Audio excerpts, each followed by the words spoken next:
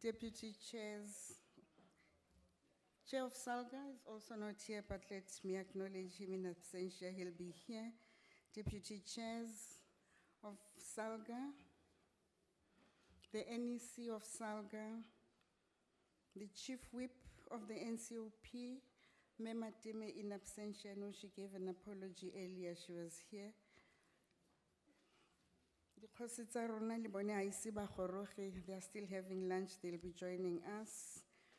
Members of the NCOP, the CEO of SALGA, all councillors, some speakers from provinces, and the MECs and members of the provincial legislatures who are present with us this afternoon.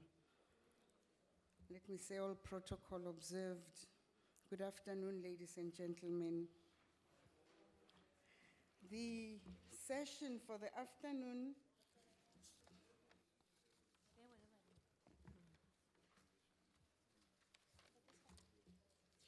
talks to Chair. Thank you, Chair. Before we went out for lunch, the previous session chairperson promised that the Department of Water and Sanitation will answer the question that I've asked. So I kindly request that they be awarded an opportunity to deliberate on that question and then we move forward. Thank you, Chair. Okay, thank you, ma'am. I don't see any one of them here. We shall proceed. As and when they arrive, they will determine whether they have answers to give. If they don't, they will not answer, but we shall proceed. We shall not hold the session back because, in fact, when we started, maybe let me remind the House that when we started yesterday, there were a set of rules of procedure that were adopted. So those of us who were not here, I would request that we should not withhold the session. If there's no one to respond to your questions, there is no point in asking or in waiting or in holding the session to ransom. Thank you, Chair. Can I appeal to the session chair that as and when they arrive, they be given an opportunity to answer the question? And then we proceed. Why I'm asking this question is because it was in the presentation by the department.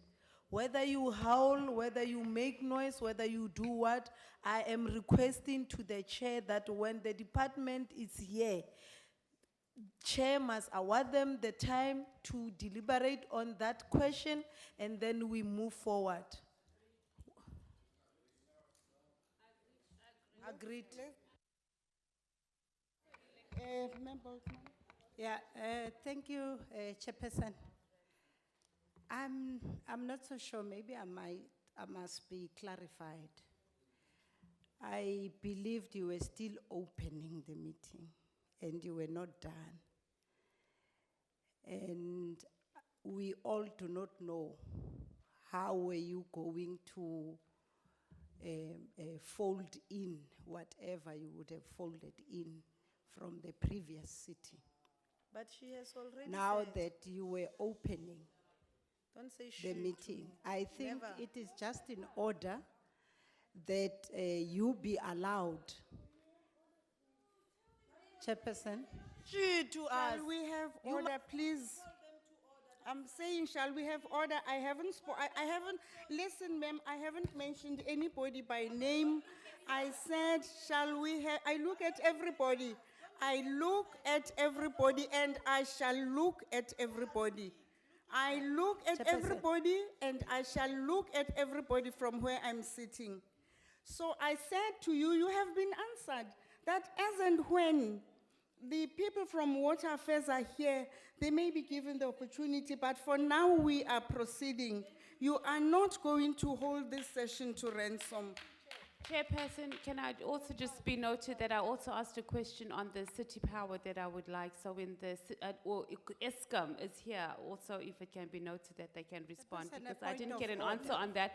And the honorable member there on this side, the chairperson was about to start the process. We were not trying to hold the house ransom. I- We would just I want to think we respond. need- I'm still on the floor talking. I did Chairperson, not, I think we I must did follow not the interrupt orders you when here. you were We talking. can't allow anarchy. We There's are no here to anarchy here. We're deliberate asking for and our we are going questions to be allowed to answered. talk. I'm saying, And get a Chairperson, you were response. There's no starting the anarchy meeting. here. We are going to have one Cannot meeting say we here, are please. anarchists. We Don't are have the right going, to say that. ma'am, Never. we are going to have one meeting. Never. We are Never say going we to are have one anarchists. meeting. Never. You must and withdraw. we are proceeding. Chair, this lady must responded to withdraw you. that word. I That responded. lady, I don't This know is what not- is to withdraw. I'm saying we can't allow anarchy. That's all I'm saying, and I'm standing by my words. Ntate who Ramaremela. is doing anarchy? Miss- Who is Chair, doing that? Chair. Ramaremela, No. Chair, You must Chair. withdraw. You must tell that lady Chair. to withdraw. Councillor Chair. Ramaremela. You must tell that Honorable lady to Chair, with due withdraw. respect, Honorable Chair, I want to submit that you have made a ruling on the matter. Shall we proceed on the basis of your ruling? Thank you very much. Not the No, this anarchy is- word. We are not And I'm not anarchists. You prepared must. and I'm not Councillor going to do Shongwe. You it. are going to withdraw. Councillor Shongwe. I'm seconding what has been just said. Okay. This is not a, Official sitting, man. we are proceeding. Workshop, man. We are proceeding. We are workshopping you, man. We are workshopping you. We must teach you, man. You don't understand. We are proceeding. Can we have order, please? Can we all be quiet and have one meeting? Ahmed Sekou Touré, on the role of women in the revolution, said, under foreign rule, the traditional patterns of African society were gradually supplanted by negative values. This process eventually resulted in the degradation of the position of women in our society, depriving them of their most sacred human rights. He went on to say, if I may, he went on to say that matriarchal forms of organization showed clearly that there was no discrimination against women in Africa, and that was before colonialization. So we shall hear now this afternoon from the member of SALGA, who is the commissioner, the chairperson of the Women Commission of SALGA, Councillor Gomba, if you may.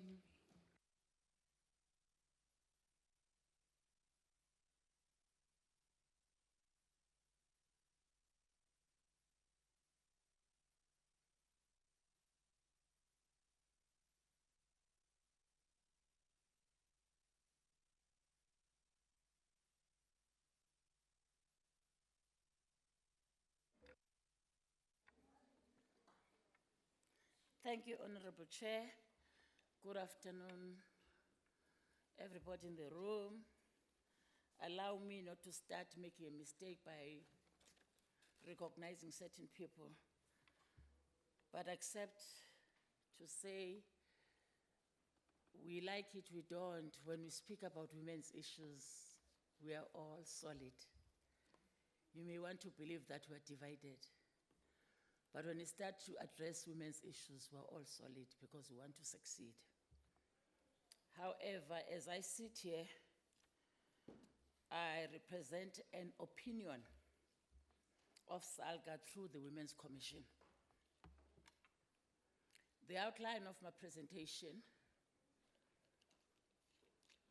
shall follow, starting with gender equality in local government, a perspective from 2000 to 2015, 2016 local government elections, as we know, speak to our vision as SALGA, the role of local government in addressing gender-based violence, mainstreaming gender in service delivery, gender focus in spatial planning and local economic development. I do want to say, I'm a firm believer that if you want to go far, walk with others. And if you want to walk fast, walk alone. But in majority of cases, when you walk alone, you don't make an impact. So the wisdom is working with others. If we were to look at gender equality in local government since 2000 to 2015, we shall start addressing 2004, when we had an audit after we saw a very poor representation of women in the 1995 and 2000 local government elections. The audit itself focused on councillors, municipal managers, and senior managers in municipalities. In 2005, we held a Women in Local Government Summit, which resulted in the Benoni Declaration. And the declaration itself committed SALGA to the following: the implementation of the SALGA National Conference resolutions on women in local government, gender equity and equality, ongoing monitoring and evaluation of progress, to engage all political parties represented in the South African national government to implement 50-50 campaign. As we all know, we are trying to make strides. Some organizations are trying to fit in the understanding of a 50-50, but some organizations don't see it as an important matter. In August 2005, the SALGA 50-50 campaign was launched by then Chairperson of SALGA, then Executive Mayor Amos Masondo. And in 2006, SALGA's efforts in the 50-50 campaign contributed significantly to increasing women's representation in local government. The number of women councillors then increased from 29% to 42%, which we saw as a great and remarkable improvement. And when we want to look at the impact of such statistics and the impacts that I've just mentioned, we look at gender and local government elections. When you see on the right of this slide, you shall see a table that summarizes gender and local government election results over 4 municipal elections since 1995. And this table shows steady progress in the first 3 elections, with women's representation increasing from 19% in 1995 to 29% in 2000, up further to 40% after the ANC as an organization adopted a 50-50 quota in 2006. And the decline in women's representation in ward seats from 37% in 2000 to 33% in 2011. And corresponding overall decline of women's representation by 2 percentage points was a bitter blow for the 50-50 campaign. The statistics are speaking for themselves as you see them from 1995 to 2011. And that source was adopted from a study conducted by Gender Links in 2011. We move on to gender equality in local government, looking at 2007 to 2008, when we look at the Women National Conference. The conference took place and it resolved to develop a local government gender policy framework, and the framework provides guidelines for municipalities and government departments when developing their own gender policies. SALGA, in partnership with Gender Links and Cllr, developed a training manual to guide municipalities with the development of action plans. what gets important in terms of this partnership is such that they are activists in the area of gender equality and equity. And such NGOs and bodies that are active in the field are always appreciated by SALGA to be in partnership, in particular Caucus as an important role player. In 2009, the World National Women's Conference resolved that SALGA embark on launching the formation of a structure, which is, we still is, even if it was in 2009, because it still has the same responsibility to coordinate the programs of the women in provincial and local government programs. In 2010, there were guides and influences of UCLGA on the launching of the SALGA Women's Commission. And that decision was endorsed by the SALGA National Members Assembly and National Executive Committee, such that in 2010, there was immediately that launch of the Women's Commission. SALGA continued to look at endeavors to actually strengthen the issues of women and gender equality in local government. That in 2011, the SALGA issued guidelines to the establishment of women's caucuses as Section 79 committees in municipalities. What then is the mandate of the SALGA Women's Commission? The commission is established to coordinate, promote, and advocate for gender-appropriate strategies and practices within member municipalities and feed into regional and continental processes. In 2013, 2014, that's where we started to be more active on taking further the establishment. I recall that Councillor Councillor Boltman was spearheading the process, even traveling to provinces to start to look at the establishment of the SALGA Women's Commission, and only realized that in 2013. But even then, it was not all areas that were having the women's caucuses. And we believe as the SALGA Women's Commission that the strength of the commission is in establishment of women caucuses in municipalities.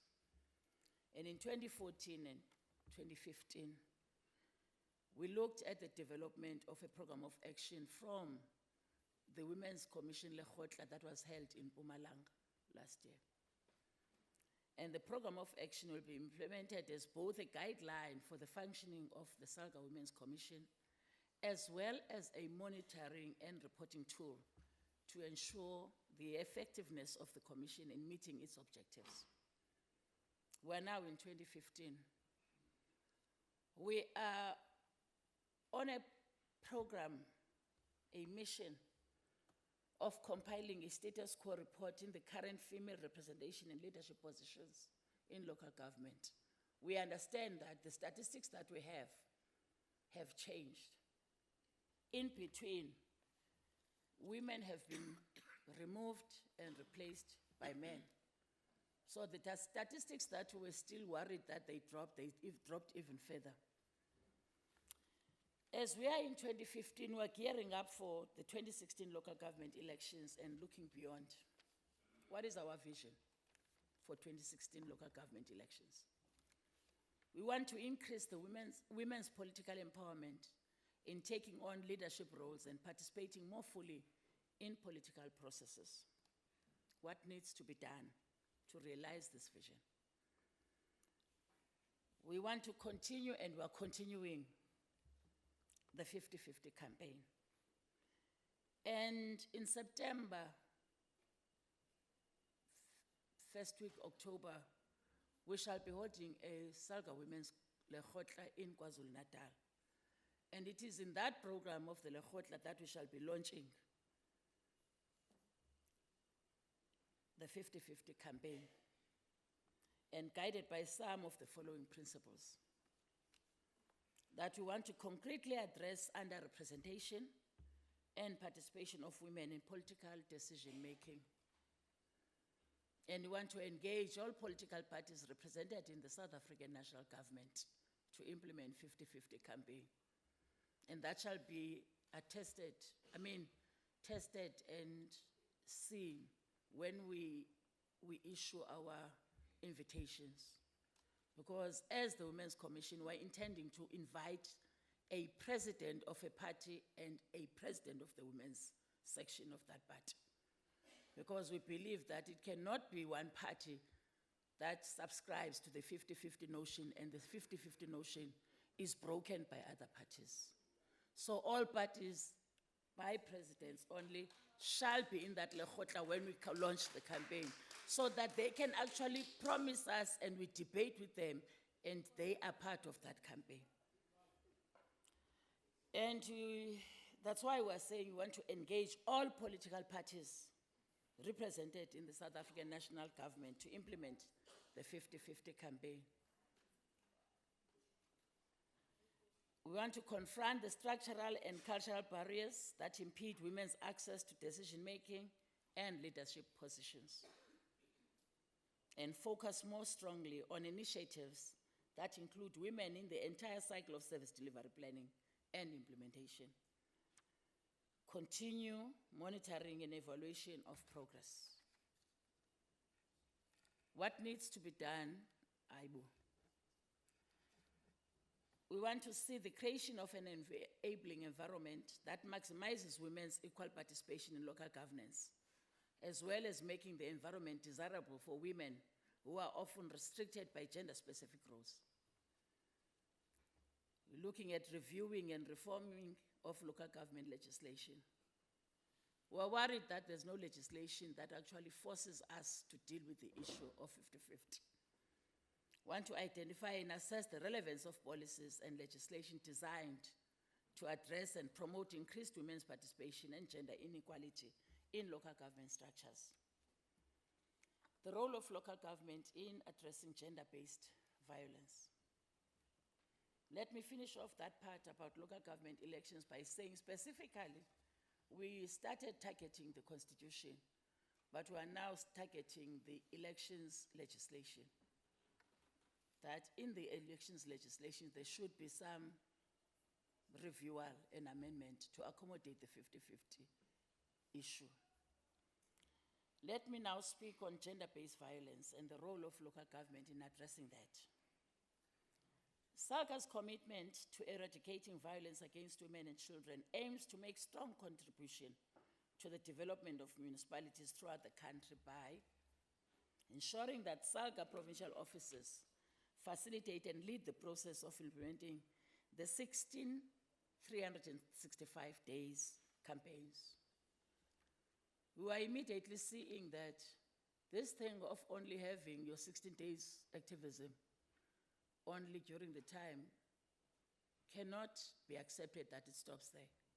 It should be 365 days that we have to take care of women and girls' issues.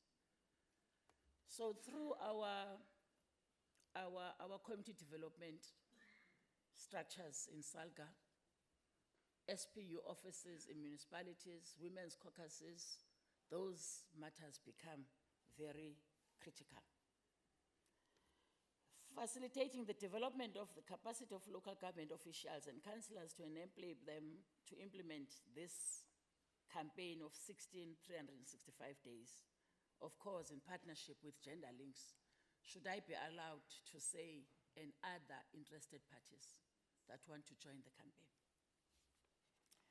To work closely with national and provincial departments, municipalities and civil society organizations, and facilitating the sharing of knowledge on eradicating violence against women and children between municipalities, as well as to drive transformation programs.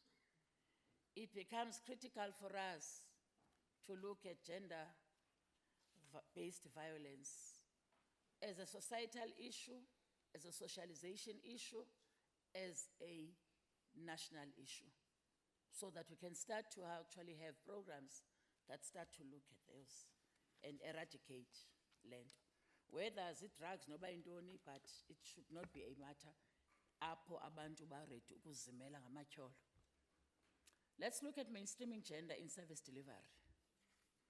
Why is gender mainstreaming important in service delivery? Of course, we all know that gender mainstreaming is essential for delivery of basic services. Without gender mainstreaming, decision-making tends to be based on the experiences of men and boys and does not fully take into account the needs of women and girls. This is not some kind of thing that says that we have something against men and boys, but it is a matter that we all know that the patriarchy has a very ugly head, and it certainly understands that if men and boys are taken into consideration, then everybody has been taken into consideration. So we want to sensitize ourselves and everybody else that only if you deal with women and girls too, then you have mainstreamed. The delivery of services is especially important for women because their primary gender roles as mothers, housekeepers, and caregivers are more dependent on basic services such as healthcare, water supply, sanitation, and education for children than are men's roles. As a result, services may be inappropriately designed, fail to address barriers that reduce women's access, or lead to unintended adverse consequences for women and girls. Why is gender mainstreaming important in service delivery? Gender norms and stereotypes dictate that women are the main carriers of water and fuel and the primary caregivers for children, the sick and the elderly, as well as being responsible for cooking and housework. Women need basic services such as health, domestic water supply and sanitation, and domestic power more than men because of biological differences and traditional gender roles. This is the reason that a debate was introduced in South Africa about talking about gender-based budgeting. It started to want to address that, but precisely because not everybody likes the fact that it is a strenuous exercise, it sort of fell by the way. Gender mainstreaming in service delivery can greatly reduce women's time burden as per the examples below. It can offer easy access to clean water, and that reduces the time taken to fetch water, as well as incidences of illness. Improved sanitation services reduce the time spent caring for the sick. Improved transportation increases access to services. Electrification enables machinery to substitute for hand labor and redistributes the workload over the course of a day, allowing girls to study after they have finished their household chores. Gender mainstreaming within the context of development planning entails a conscious assessment of the implications for women and men of any spatial planning and land use management initiatives. That immediately indicates that gender focus in spatial planning and local development, local economic development is equally important. Development planning initiatives need to use the following questions as a guide and test gender sensitivity. To what extent are the development outcomes responsive to the different priorities, needs, and roles of women and men, boys and girls? To what extent are the initiatives meant to benefit women and men, boys and girls, given their specific needs within a particular social context? What are the gender-sensitive indicators that are available in whatever tools that are used for monitoring and evaluations? Those are very critical questions for us to answer, and many a times we forget to ask those questions. When we continue, in order to meaningfully answer the above questions, land development planning initiatives will need to be preceded by specific data collection and analysis techniques and methods that include gender disaggregated data, gender-sensitive indicators, a process of resources allocation, and access to opportunities that is gender-responsive, and deliberately form gender-responsive partnerships throughout the development planning value chain. Let's continue to look at gender planning and the LED process. Local economic development is a participatory development process. Each step below can be adapted to each environment to facilitate gender planning. LED planning is demarcated within a given space or locality and makes use of the public and private sector to realize sustainable economic development.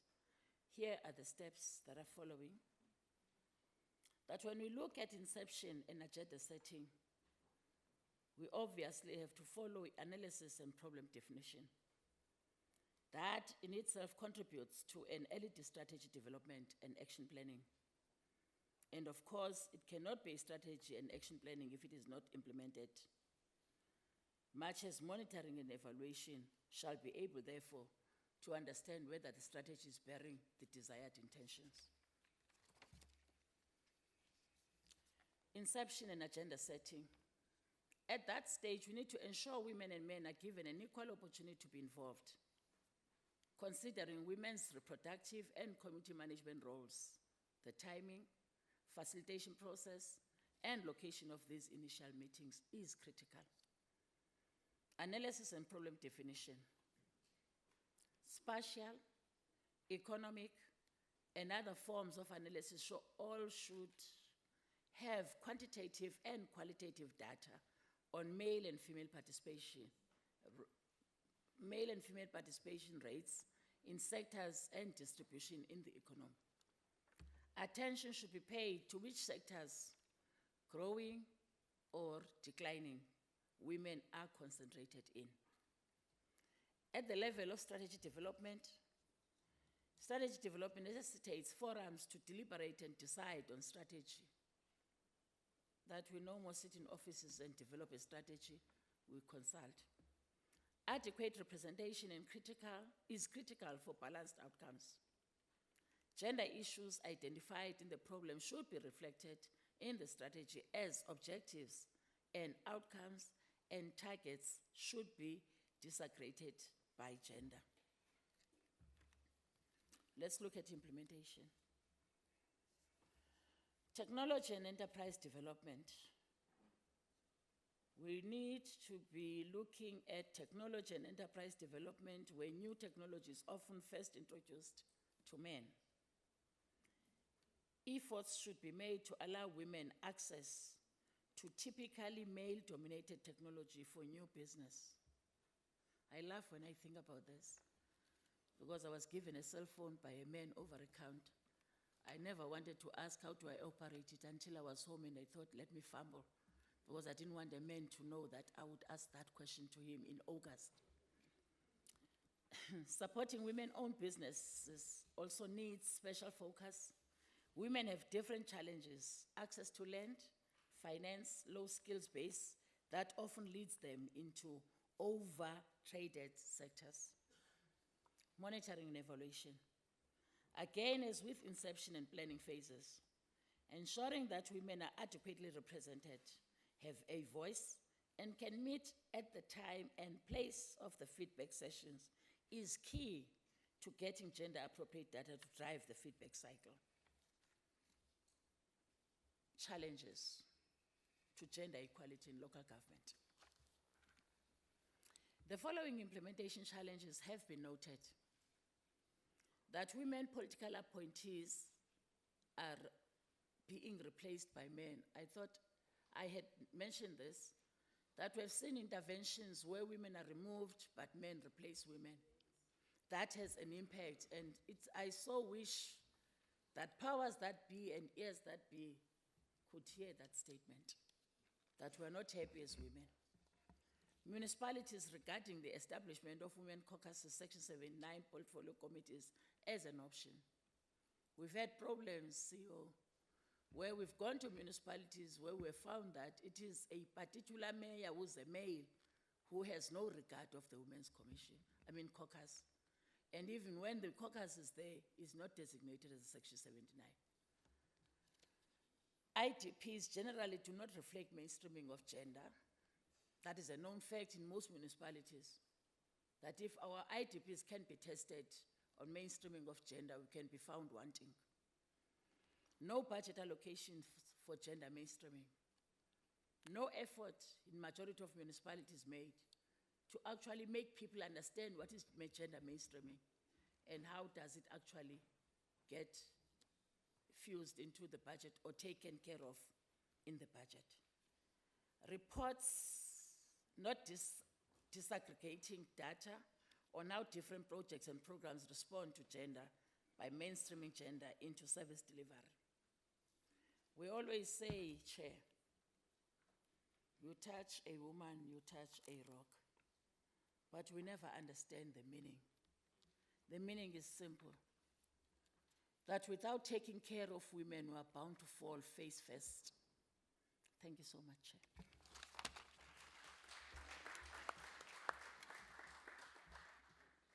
Thank you very much, Councillor Gomba. And can we give her one more round of applause, please?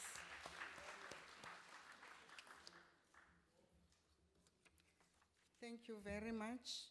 I'm not going to summarize what was said here, what was presented, lest I run the risk of misrepresenting the paper and starting on my own trajectory in terms of another paper.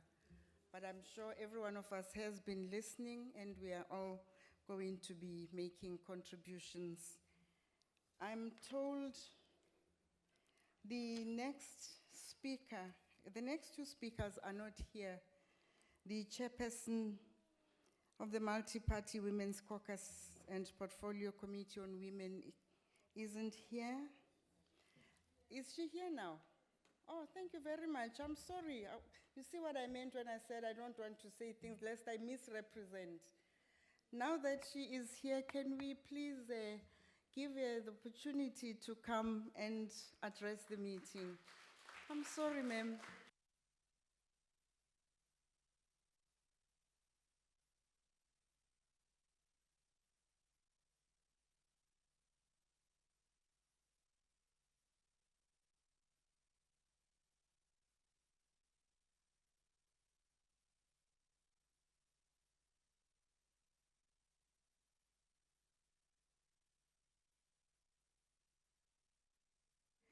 See, and what makes it worse, she comes from the same region as I do, otherwise I would really lose my status as a resident in that area if I had not given her the opportunity. I'm so sorry, ma'am. Thank you very much. The floor is yours. Thank you.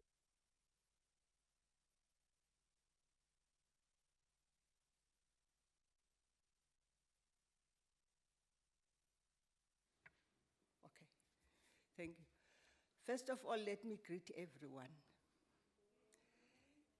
Yes, my name is Rosalia Story Murutwa. I'm the chairperson of the Multi-Party Women's Caucus in Parliament. I just felt very humbled to be invited here. But I observed that the previous speaker has done almost everything. Yes, really she has unpacked everything pertaining gender equality.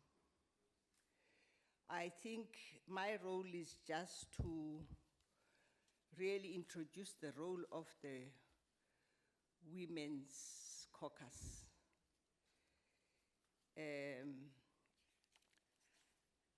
As you know that this year, 2015, is especially significant for women.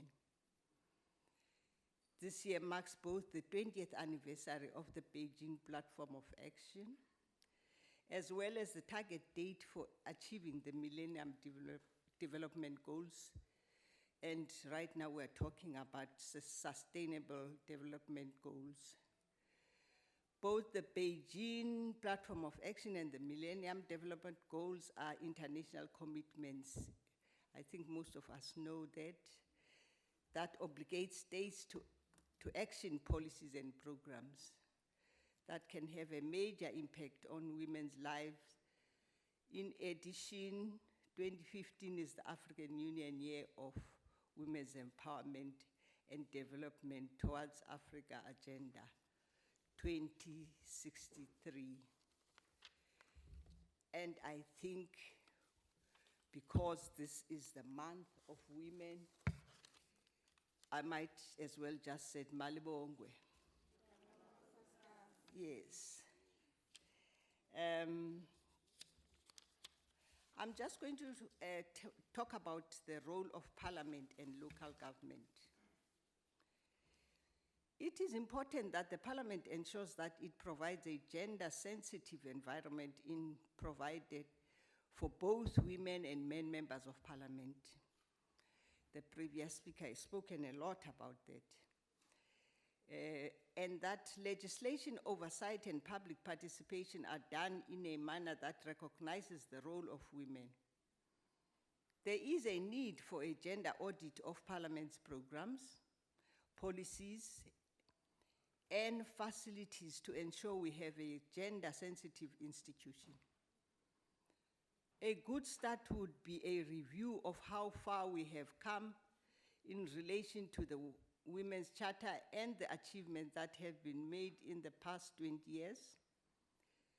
This would present an opportunity to discuss gender equality broadly, as well as more specific concerns such as women's access to land and property rights. The Multi-Party Women's Caucus is mandated to represent the interest of women parliamentarians and promote the discussion of women issues in Parliament. This would entail the discussion and scrutiny of legislation and its implementation within health, police, and justice, and economic development as they affect women.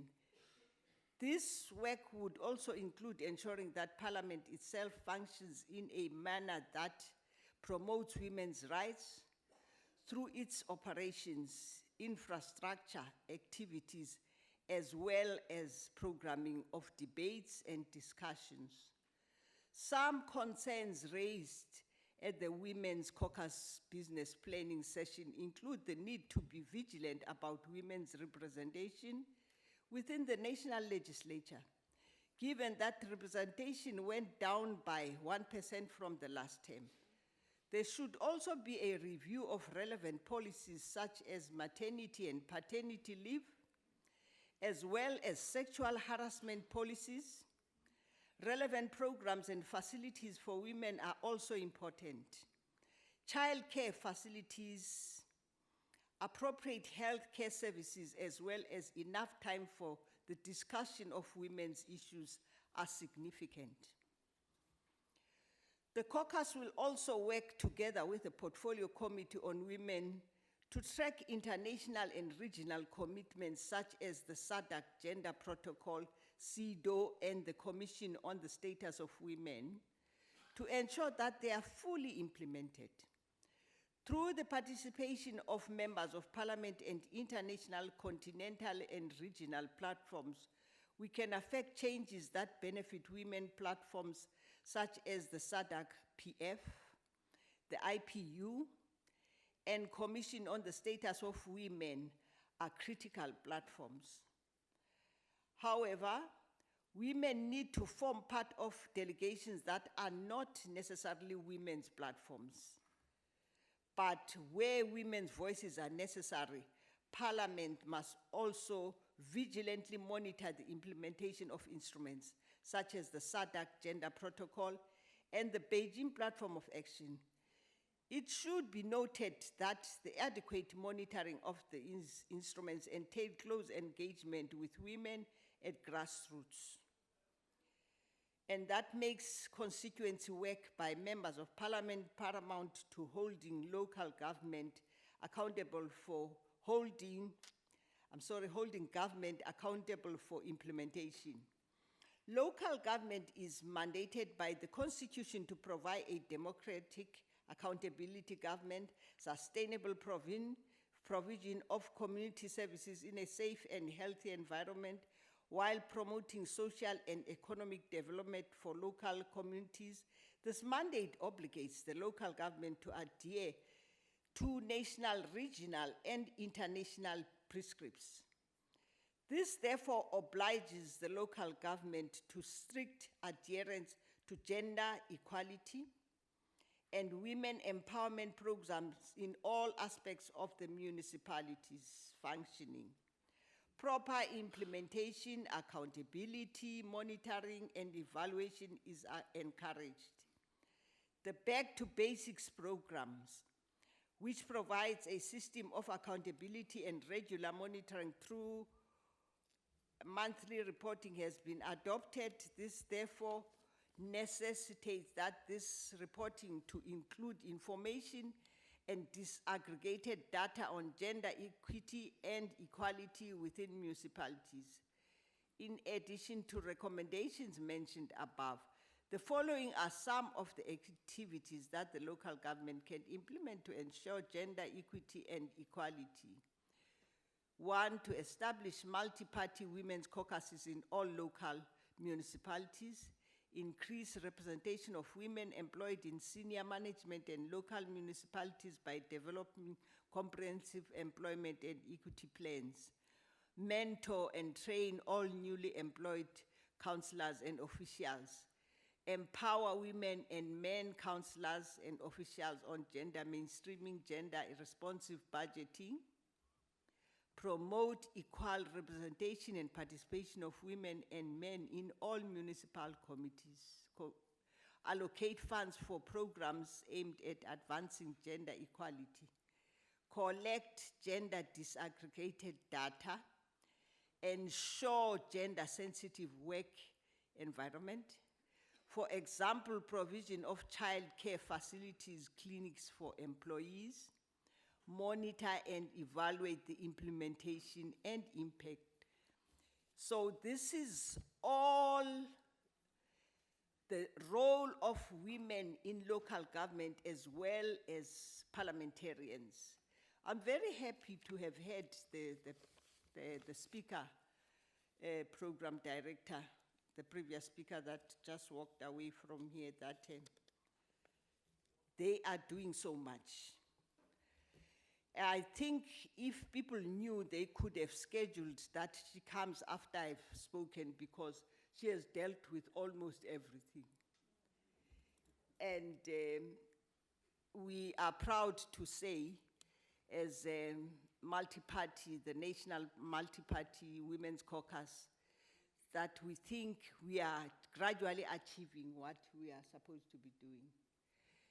And I know that at some stage, when we do our oversight, we'll be going to some of these areas. I'm hoping to meet everyone who is here, and I'm hoping to intermingle, and then we deal with what we should be doing and progress as women of South Africa. Thank you very much.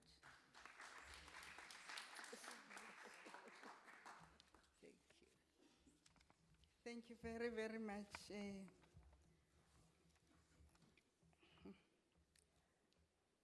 Thank you very much, Honorable Murutwa.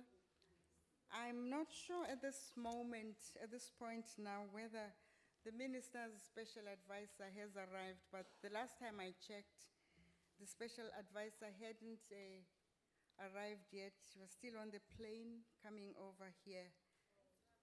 So in the absence of the Special Advisor, we are proceeding.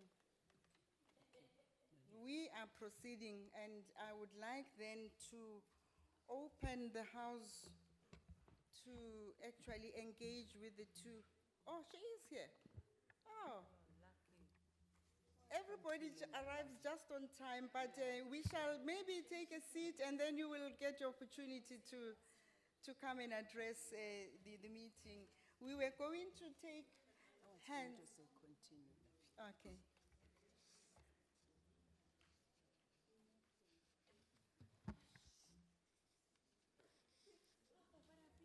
This is quite a good meeting. You know, people arrive just at the point where they have to speak. But unfortunately, except for Nemurutwa, they arrive, you know, she at least listened and heard the paper before her. But if you are ready, because we were going to continue to take hands, if you are ready and you are ready to address the House, so that when we take discussions, when we start a discussion, it is a comprehensive and complete discussion on the subject. Can we allow you to come and address the House, please? Thank you very, very much. Oh.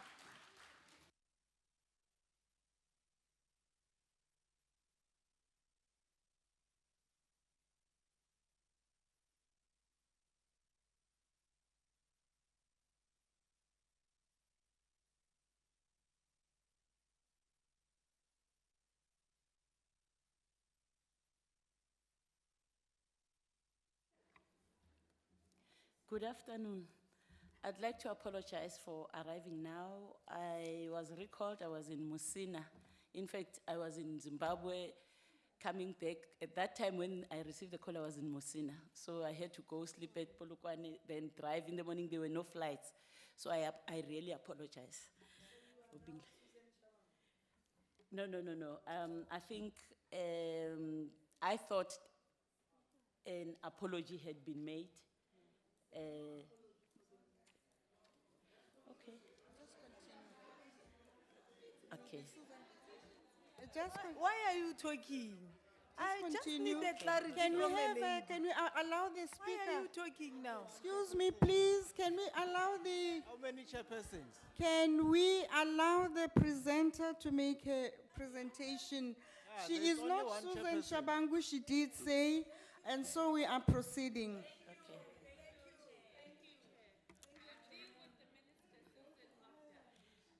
Thank you. The empowerment of women in South Africa is underpinned by government's commitment to redress the legacy of apartheid and transformation of society, particularly the transformation of power relations between women and men, amongst others. The empowerment of women cannot be achieved without the socio-economic transformation of society to accelerate growth and overcome the triple challenge of poverty, unemployment, and inequality, which women bear the brunt of. Therefore, socio-economic transformation of society is also about addressing gender oppression, patriarchy, sexism, racism, gender-based violence, and structural oppression, while creating a conducive environment which fosters equal and full participation of women and men in the mainstream economy. Women empowerment is a response to the previous dispensation of discrimination and social injustices as a result of centuries of colonial segregation, decades of apartheid, laws and policies and patriarchy, which government is still grappling with the consequences and implications thereof. South Africa achieved democracy in 1994. Central to this democracy was a commitment to gender equality and the empowerment of women. The founding principles of the Constitution elevate human rights, equality and freedom for everyone in South Africa. Gender equality is a founding principle and a core right of the South African Constitution. In addition to singling out non-sexism as one of the core values upon which the new South Africa is founded, the Constitution champions achievement of equality, including gender equality, throughout its provisions. Therefore, the creation of our department was as a result of government's commitment to ensuring that despite all legislation that has been developed and all government departments having a responsibility to mainstream gender and to empower women, to ensure that the department monitors and evaluates the programs and the legislation to evaluate the impact of government program.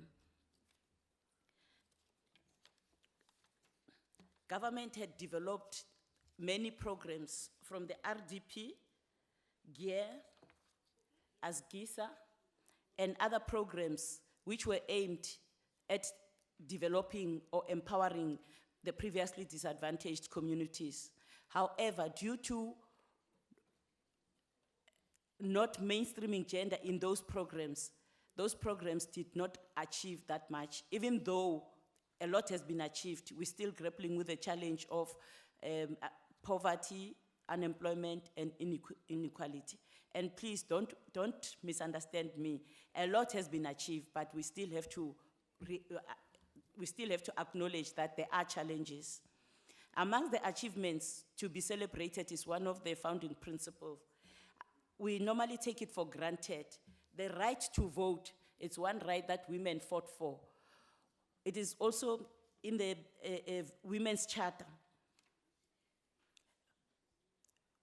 The universal adult suffrage and national common voters' roll, regular elections, and a multi-party system of democratic government is one of the achievements that needs to be celebrated. This coupled with Section 3 and Section 20 of the Constitution, which guarantees citizenship for all South Africans irrespective of gender or race and the right to vote. We will remember that women used to lose their citizenship when they married foreigners. So now, whether you marry a foreigner or you marry a South African, you keep your citizenship. That is an achievement. The right to vote. In 2014, women comprised 56% of the total number of registered voters. That is an achievement. Great strides have been made since 1994 to improve the status of women. As a result, during this 59th anniversary of the 1956 March, we are celebrating women achievers and the progress on women empowerment in the last 21 years of democracy. 2 decades on, there is a marked increase in the representation of women in parliament and government, as well as in the private sector, because of the unprecedented body of laws that this government has introduced. Looking at the judiciary, women constitute at the High Court, about 33% of all judges in the High Court. Women constitute 41% of the total magistrates. Compared to before 1994, women constituted, there were only 2 women out of 146 judges, and all those women were white. In Parliament today, this August House, women representation in the National Assembly moved from a mere 2.7 pre-94 to current 41%. The representation of women at the cabinet level, it's 43%. The representation of deputy minister, 45.9%, while women in local government is 38.4%. Women ministers have, within the 21 years, held important portfolios previously held by men, such as justice and constitutional development, defense, international relations and cooperation, transport, labor, energy, science and technology, mineral resources, and others. In fact, under the stewardship of the Minister for Science and Technology, who is a woman, South Africa has won the bid for the Square Kilometre Array, SKA. Women have also held the office of Deputy President, that is Ms. Phumzile Mlambo-Ngcuka, Ms. Bale, and Ms. Baleka Mbete. The first Speaker of National Assembly was Ms. Frini Junwali, followed by Ms. Baleka Mbete, who has been re-elected now. Involving women in governance processes constitute one of South Africa's globally acclaimed success stories. South African women do not only hold leadership positions in national structures, but also in international fora. Women make up almost 40% of senior managers in public service management. In public service, that is in senior management services in the leadership, and women constitute over 50% in the public service. we have seen an increase on gender representation of women in decision-making position in both the South African National Defence Force and the South African National Police and the South African Police Services. Diplomatic appointments of women have equally increased. In 2001, only 8 women constituted a total number of heads of missions. Now, we have about 29%. The 21 years of democracy has seen women heading portfolios such as Commissioner of Police, the Public Protector, CEO of Johannesburg Stock Exchange, Independent Electoral Commissions, Governor of the Reserve Bank, the Law Reform Commission, and others. Women are also making inroads into business leadership and heading up global giants such as the head of Absa Bank and the JSC. The private sector can, however, do more to empower women and improve their representativity on boards. Business Women Association South Africa census report indicates that in 2012, women accounted for 3.6 chief executive officers, 5.5 chairpersons, and 17.1 directors, and 21.4 executive managers. More and more young South African women are choosing careers in the tough underground environment of mining, including owning a mine. South Africa's mining sector has the best level of female representation on boards, according to a report released by PwC. We also have young women in aviation and the Navy. The head of the Paleontology Department of University of Western Cape is a woman. The SAA now has women pilots, some flying international bound flights. These are fruits of democracy and show that nothing is impossible for women if they are given an opportunity. At the international level, Dr.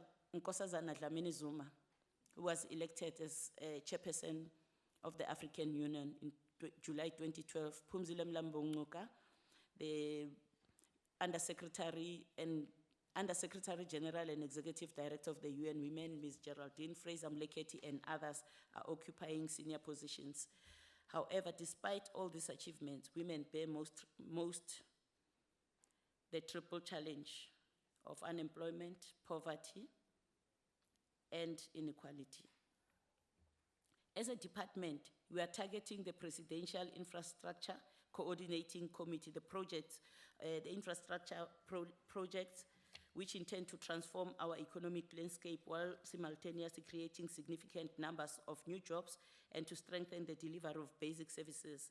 Our role is to ensure that women are an integral part of planning, implementing, and benefiting from the economic programs of the country. The other program the department will target is the Operation Pakisa, particularly the ocean economy, identified by the National Development Plan as one of the key drivers to eliminate poverty and reduce inequality in South Africa. Further, there are few programs that the department has identified. The procurement processes and the procurement legislations as they stand, they do not empower women. The department is at the moment studying the Kenyan approach, where 30% of procurement of government is set aside for women. And this has really benefited women in Kenya. So currently the PFMA and the BBBA and all those, they focus on the price. It's 1090 or 2090. As a result, women do not benefit because normally they would not compete with those companies that are established. They'll normally beat them in terms of price. So we are starting dialogues on financial inclusion. Financial inclusion means we need to look at the banks, the policies, the lending policies, all the development funding institutions and all those to look at what is the policy, how do they empower women, and we're also trying to look at women being able to access the bigger fund, not women being set aside, not your 5% set aside for women or 10% your the funds. We want women to be able to benefit from the bigger fund. The department also is in the process of developing a policy which will be consulted both with the NCOP and the NA on a gender responsive planning and budgeting framework that will guide and provide norms and standards to all national, provincial and local governments to mainstream women's empowerment in financial allocation and expenditure. One of the other challenges that South Africa still faces is violence against women. As a result, we will be launching the national dialogues in November. The national dialogues, the department will work in partnership with civil society and other stakeholders to go to each and every district to discuss with communities to be able to come up with solutions, because South Africa has developed laws, it has established many institutions. We have the best institutions in the world in terms of fighting violence, your TCC and others, but violence continues. So we've decided as a department that we are going to talk to the communities, for the communities to inform or to input into the strategy for addressing violence. In closing, it is said, political restructuring and social transformation is central to the attainment of gender justice in South Africa.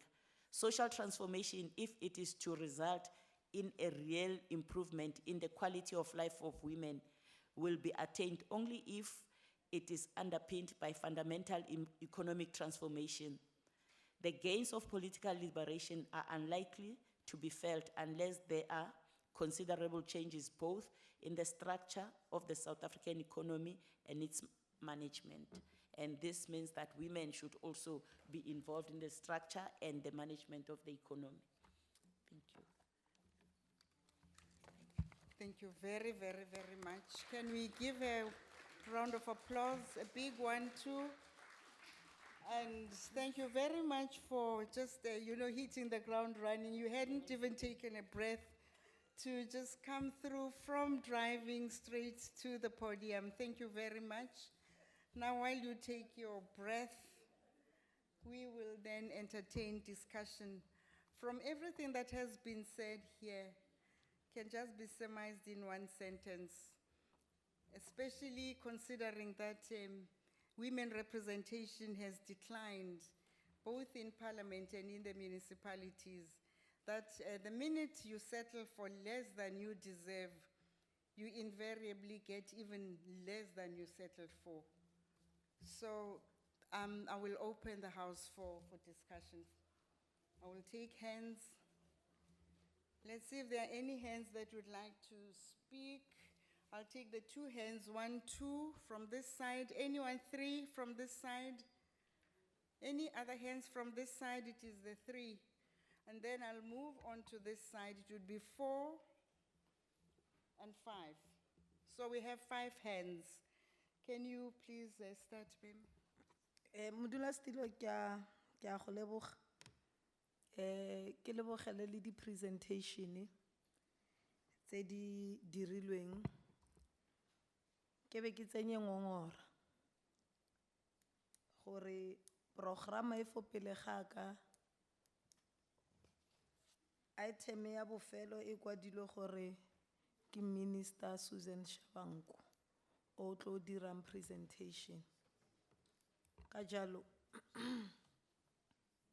ga ra tshwanna gore re nyatsiwe go fitlhella foo gore e be re emetse minister as politicians e be re addressiwa ke an official without even being notified by the relevant people or person. So I would suggest that in future that mistake must never happen. Secondly, ki go nnile le di presentations tse di dirilweng mme mo di presentationeng tsotlhe tse ga ke ise ke utlwe epe e bua ka bomme ba ko magaeng. Ke tswa ko Bokone Bophirima nna ko Moses Kotane local municipality ke masepala o mongwe o tletseng ka metse e ka nna 107. Mo metseng yotlhe province e mo letsholong la go tswala di clinics and hospitals. bomme ba ba nnang ko motseng wa Pitsidi Sulejang, for an example, le Manamakgoteng, are now supposed to travel more than 40 kilometers to access the nearest health center kgotsa clinic. Ka jalo ke ne ke batla go botsa gore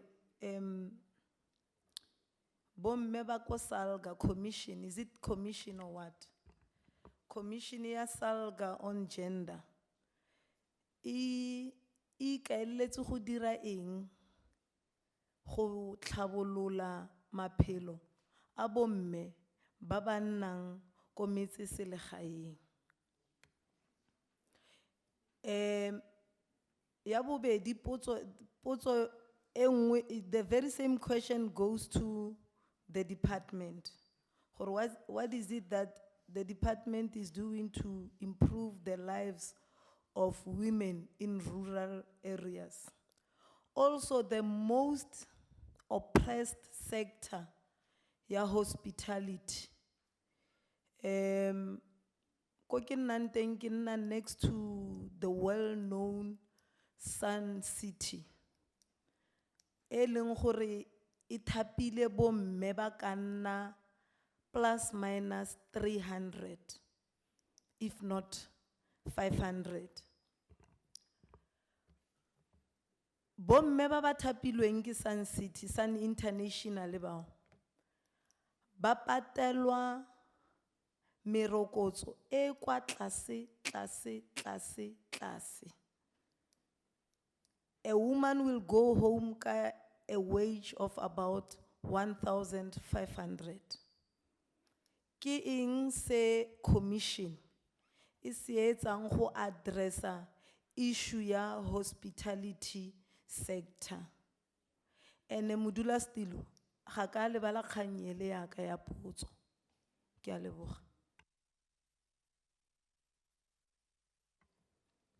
Ke a leboga modula stilo le nna ke tle ke dumedise maloko otlhe a mo teng ga ntlo le a bangwe ba bone ba tletse boroko. Mo di-reportong tse di tswileng, di-presentations tse di tswileng, ke ne ke sholehetse go utlwa ha go bua ka human trafficking, because it's one of the crucial issues.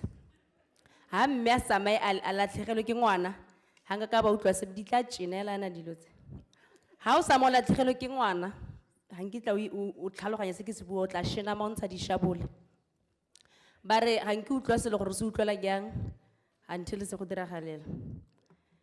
Ke tla rata gape le go ganetsana le kgang ya gore kgang ya basadi gore ba tle ba shebisisiwe sentle mo dikarolong tsa bo mmereko jalo gore ke maaka so sewa.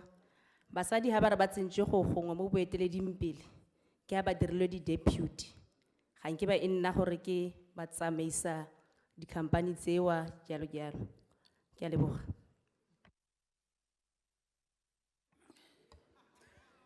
Thank you very much, Honorable Chair.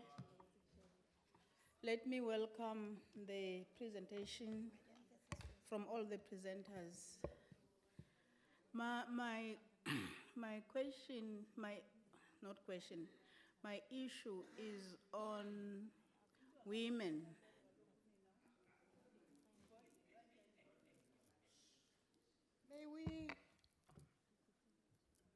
May we have one meeting, please? Thank you very much. No, thank you very much, Chair. My issue is on women deployed in municipality, the role of SALGA to support women there. Because at the beginning, during the elections, we do try to reach the 50%. But when they are there, it came up on the first presentation that women are removed and replaced by men. The voice of SALGA there. What is the role of SALGA when it comes to that? Even those who are not removed, still men want to control them, those that are in position.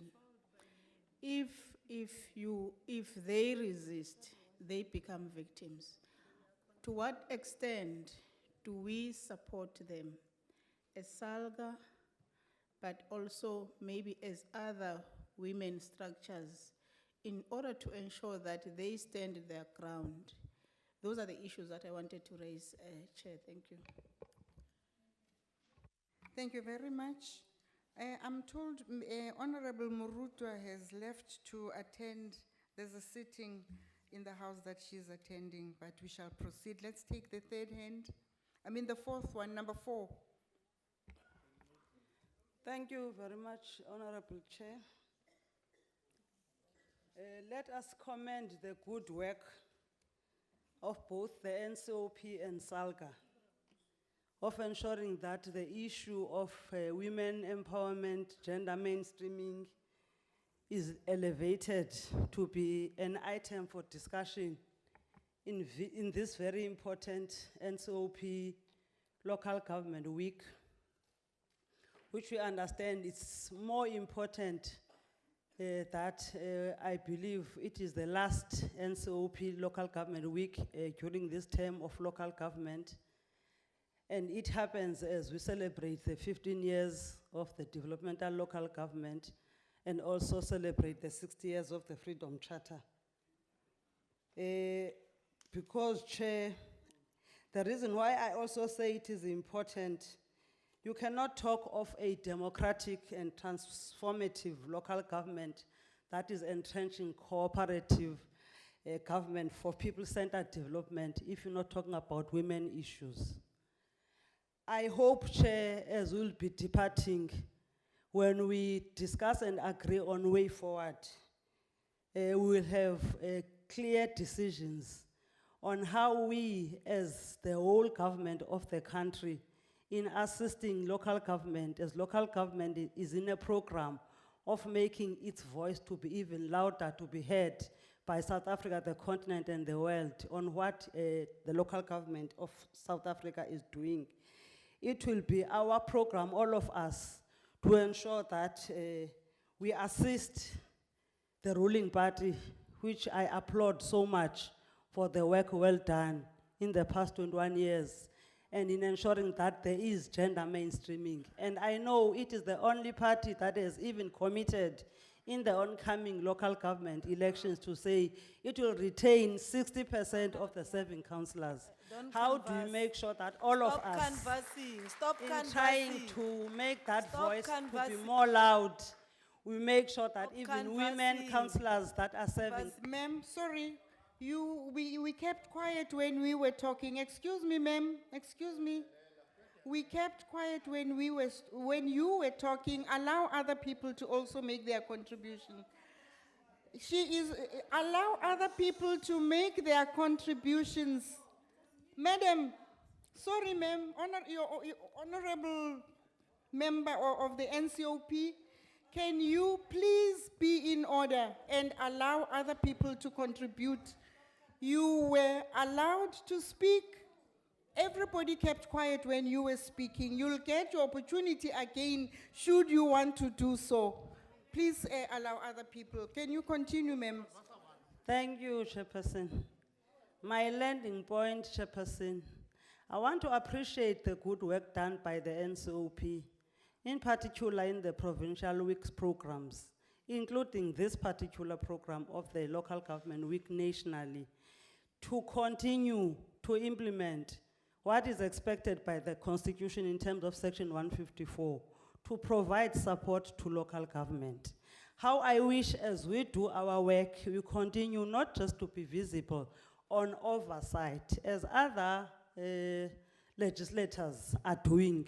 They are very strong on oversight and very weak on support. But NCOP is just doing the opposite because it makes sure that it listens to the issues of local government. It listens to the issues of provinces and provides support before it comes back to do its oversight role. Thank you very much, Madam Chair. Thank you. Councillor Portman. Thank you, Chairperson Dingan. Let me join Councillor Kosi in thanking all the presenters that presented. Listening to the presentations, Chairperson, I noticed that we might be duplicating work on the same constituency. And we need to find a way of integrating the work that we are doing so that we do not have a lot of duplication. And that in terms of the last presentation, visit to districts, let's allow a technical team where SALGA will be involved so that we look at integration and get more so that Madam came after the presentations were done. I will request that she gets a copy of the SALGA presentation so that when you go to district, obviously your way through will be through councils or district municipalities, because then invitations will be going likewise. So it will be better to integrate everything so that we do not face one constituency with the same work but different structures. That will assist us. But on the same note, I think we must understand that issues of women, Khoshi Maubane, when he opened his presentation yesterday, he said local government is everybody's business. Now, I think women, for now, let us look at them without putting forward who falls where, and try to get it that we reach the 50-50 that we so much fought for. It will be important that we first look at that and never confuse people out there. The second one will be that let us agree that when the commissioner spoke about gender responsive workshop that she was proposing here, it is that it will look at issues. She even mentioned water, that for women to be traveling long distances to fetch water, it's not in terms of security. She mentioned something in terms of that and health. I think we need to really focus on rural women as well. I know as SALGA we focused around that. I remember the late Minister Shikega, when we were in Bloemfontein as SALGA, he invited rural women. We were more than 1,000 women who gathered in Bloemfontein, and the focus was mainly rural. But it is difficult that we attend workshops, we attend seminars and summits. Going back, there is no implementation. I think we need to guard against not implementing in terms of what we were taught or what we agreed upon. That will assist us. Implementation. Thank you very much. Thank you very much. I was getting a bit worried when it was only women who were making contributions. So, Honorable Pakis, thanks for breaking the monotony. Thank you. It is because Gender issues are not women issues and are not women alone. It is both genders, men and women.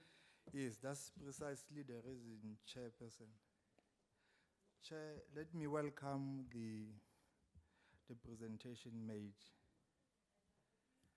All the presentations.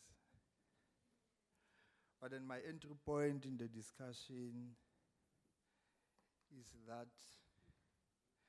there's no free society that can claim to be free unless its women are still oppressed and exploited. Now,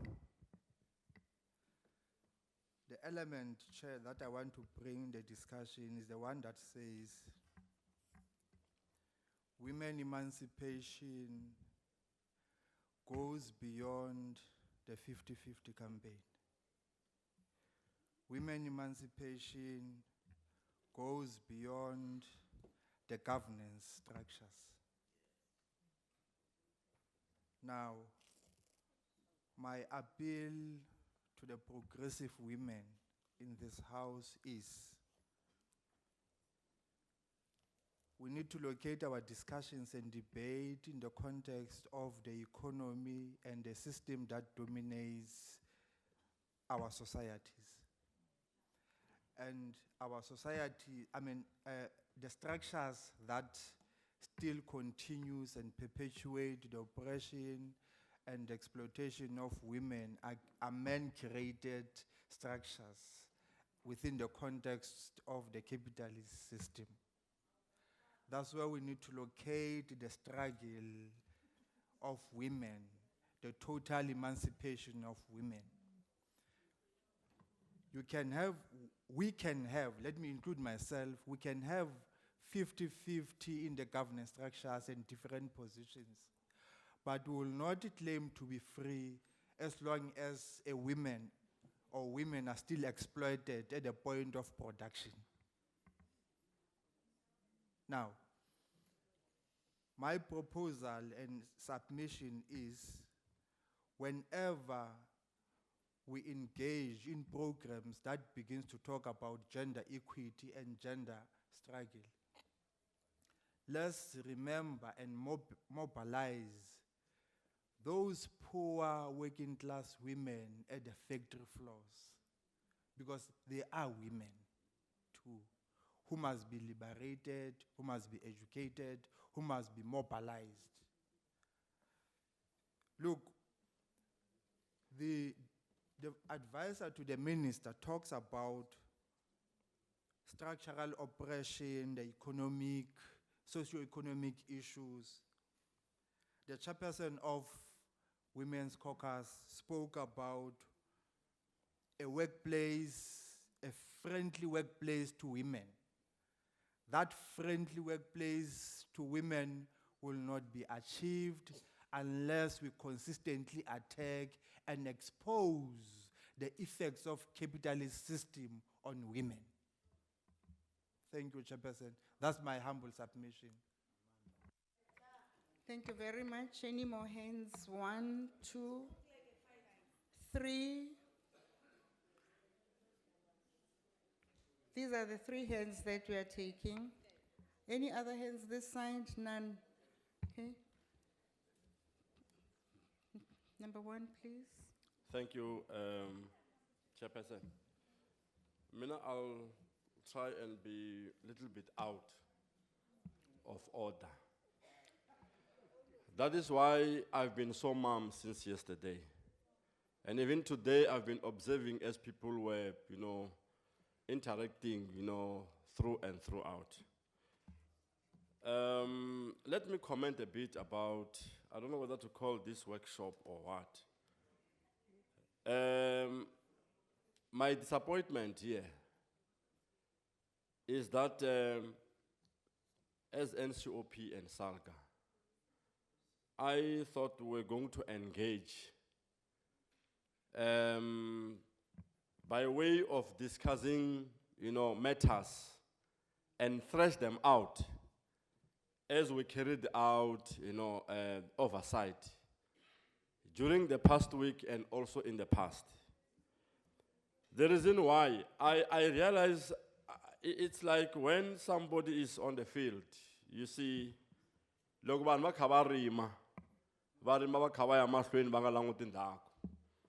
let me give you an example. You see, we have done many oversights and also engaged in provincial weeks. We are not looking back. I thought maybe this workshop was for us to thresh out those things. Everybody, I think, will agree with me here. Last year, those will not agree with me. I think they need to be assessed if they are mentally okay. I don't think any normal person will disagree with what I'm saying. Please, please.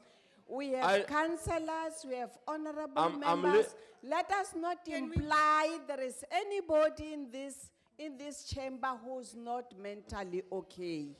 Please, I'm pleading. I'm pleading, Chair, I'm pleading. I'm saying this, Madam Chair, because any person who will disagree with what I'm saying, they need to be examined, truly speaking. I'm saying we engaged in various, provincial weeks and oversights. I'll give an example of Elim Hospital last year.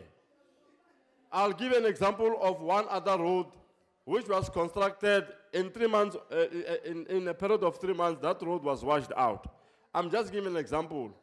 Or where, as NCOP and SALGA, where are we heading to? If we don't look back, if really we are doing the job. Because, you see, here I'm just seeing us, we are just generalizing. Mina, I've gained nothing out of this workshop. We're just generalizing. But if we were to agree, ma'am, if we were to agree, you were going to agree with me to say, yes, when we look back, we are just carrying on and on and on doing oversights, but we don't check if the previous projects have been settled. I'm giving an example of some of the roads, hospital, nothing is happening. We didn't do follow-ups there. I'm giving you an example. So, if maybe we come and gather like this and waste time, I think, no, we still have a lot to do. Your time is up. Ma'am. Thank you very much. Lastly, are we going to have another session where we are going to, thresh matters like, let me give you an example. Last week when we were in Durban, we realized that there are so many things that, are being done incorrectly. An example of one road, a 1.6 kilometer road constructed for 15 million. Number two, I thought you said lastly. public school Order. constructed in a private land. I thought these are the issues that we can try and talk about. But I think, we're just wasting our time. Thank you very much. If you still Thank say you. what I'm saying is nonsense, No, I no. think we're still wasting our time. Thank you very much for your contributions. What I'm saying is I was hoping that you will address yourself to the papers that were delivered this afternoon. But the issues you are raising, it's not as if they're not important, but I think they will be reserved for another meeting, another day. When is that, madam? When is that? We are not. Are we at going that to have point. another session? We are going to discuss serious matters like these ones. Is not the contributions that were made. We are not speaking Order, to the order. contributions. Can we have the next speaker here?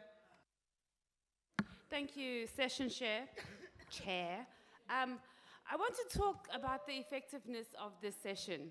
We've been here since yesterday, Monday, some of us, and we've raised Chair, we'll questions. do the evaluation at the we've end been of the doing- proceedings, please. We can't make assessments now, Chair. Point of And order. I We would can't, like Chair. to finish We'll what I'm make saying. We are evaluations making at the end. I'm making comments. I don't know why you did. The Have you speaker even must been be protected recognized? as any other speaker, please. Please, can we So all? what I would like to But say, that, we have that guy one cannot minute? just I would speak. like my point to be made. But That guy cannot just just disrupt you when you are speaking. Can we have one meeting, please? There is no guy who is disrupting Thank you, because Chair. Let me everybody continue. else is distracted. If you are distracting So what people, it's all in order, but you don't want to be distracted, and nobody must distract anybody else except the speaker on the floor who is given the opportunity to speak. And as I continue, thank you. And my point and why I want to say this is that we've raised very critical discussions earlier today. We're talking about service delivery. We're talking about power. We're talking about human settlements. We have presenters come and present. Then they disappear. And we still would like to continue engaging. I raised a very critical question that I would have liked to understood about people who are not receiving electricity and how this electricity or how load shedding, how communities are identified. My response was it's ESCOM. But the guy from City Power gave a very different response. He said, City Power says, this municipality, we want to take X amounts of watts from you. Then as a municipality, you decide where you're cutting off. And this question speaks to local government, and it speaks to the poorest of the poor people. And I would like us to make a decision and come here and talk and make changes. We have the poorest of the poor people who are suffering the most. They can't get electricity, and this is what I'm talking about. If we want to be effective here and talk about local governments, and this is just an example, let's deal with the nitty-gritty stuff. Don't come here and we give all eloquent speeches and make all these eloquent things, and nothing gets done, and people still remain suffering. So let's be effective in what we do, and that's what I'm pleading for. Number two, on women who are working, and I liked what our honorable fighter mentioned about women also being emancipated economically, and I want to talk about that. And it must start in our local government structures. We have most of the women who are working in the lowly paid jobs, your cleaners, your security guards, and they are subject to what? Labor brokering in our municipalities. And then we come here and we want to talk about the emancipation of women. So I'm pleading to our local government officials and leaders, let's get rid of that labor brokering in our local governments, because the women are the ones that are exploited the most. They're the cleaners, they are the tea women, and they're all subject to that labor brokering, because that's what happens, especially the security guards. Thank you, Chair. Thank you. The last hand, and then we take the responses. I'm so No, sorry. the last hand, and we take responses. I just because wanted to also just promote, since we were promoting local government, the EFF is going to make changes in local government next year. Thank So you. we won't have Oh. these conversations again about the same old, same old. Thanks. The last hand, Councillor Ramaramela, and then we Chair, Chair, it's not necessarily a question. In terms of the program that I have, we're on session 6. take 6. And members, some honorable members are saying we're generalizing. And I think it is them who are actually generalizing. You have given us an opportunity to discuss issues that relates to session 5. Now, honorable members are actually standing and raising issues Order, on a different session, on a different topic, order. of which they were given an opportunity to do so. Order. So I'm suggesting, I'm Order. saying, Chair, as a This is a chairperson, workshop, we hadn't agreed on points as of order. a chair, Can you It's a notify workshop, we me? are not going to agree to the Can you any points recognize of me order. then, Chair? No, Chair, let the Please Chair. recognize me. Recognize me. Please take Please recognize me. your Thank you hand very down, much. please. Chair, I'm saying, you have been given the opportunity to chair the meeting, and we must actually listen to your ruling all the time. If some of our honorable members did not want to raise issues that were actually presented before But in this that guy particular is not- session, But this guy is not saying- addressing the I'm saying- presentation. He is I'm saying- debating another matter. No, He it's is not not another raising. matter. Chair, Chair, this all guy I'm is saying not is- raising what is on the program. all I'm saying is, if a Why do person, you allow him to speak? if a honorable member is You out have of order, stopped Mitilenius. Please- You please must also call- stop him. members that are out of order must be called to order. Chair, you must also stop him. He's I out have of order. noted That guy is out of order. I have not noted you. That I guy have is out noted of you. order. He is out of order. You cannot address us with the program. It's not your responsibility. It's the responsibility of the chair. I'm reminding the chair. No, you can't. You don't have that mandate to remind the chair. Can you sit Sorry. down? You don't have that mandate. You must Sorry. allow the chair to make decisions, not you. Not you. The chair must make decisions, not you. In fact, I'm not addressing him. No. I'm Chair, not you must addressing him. allow you must not allow that man to speak. I'm not addressing him, I'm addressing the You must not allow meeting. that man is out You of order, Chair. yourself. That man is out of order. But you are That man equally is out of order. Tell him to sit down. Consistency. Consistency, Chair. Consistency. That man is out of order. He is out of order. Chair, He cannot I come think- and I think you address heard us what with I the wanted to program. say. Let him address us with the Chairperson, presentation. you heard what I wanted to Not say. the program. It's not your responsibility. The program is the Chair, responsibility of the you heard what I chair. wanted to say. Thank you very much. Thank You you, heard Chair. what I wanted to say. Thank you very much, Chair. Please maintain order. Both of you were not recognized. He was, because he had raised his hand. But we shall proceed to allow Councillor Gomba to Chairman. respond. And Chairman, Chairman. No, no, there were only 2 hands, and I said these are because we have to be here by, out of here by 4:30. Councillor Gomba, may you respond, please? And then I'll take you if, Yeah, that is correct, Chairman. Thank you, Chair. Chair. Zakubetha wena. Ngoba thina Chair, Chair. No, hey, I have a right to speak. Woman cannot say she will beat us. She can't say she will beat us. Who is delaling here? Who is delaling? No, she can't say she will beat us up. We respect her as our mother. She cannot say she will beat us. She must withdraw. She must withdraw. No, she must withdraw. We are honorable members here. We are not kids. Order, Chair. order. Chair. Can I continue? Chair.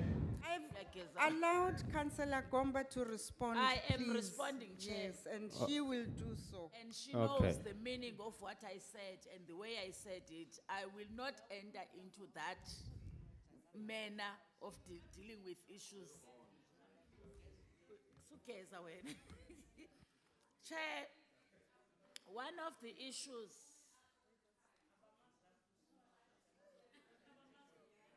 hayi sana lwam suyenza lento into ongayaziyo yithatha ijoke uyenza ijoke. Please, once you want to take it beyond a joke, please. Aye, man, oh. Ayo, hey. Mamelani bethuni. In the, kuleza zinto eniziphakamisileyo nizithetha ngolwimi lwenu. Enye yezinto enithe naziphakamisa ngumba wezempilo nomsebenzi wawo noxanduva lawo. Into eningakhange ke niyiqaphele yinto okubana nithetha kumhlaba ongowethu thina singomasipala.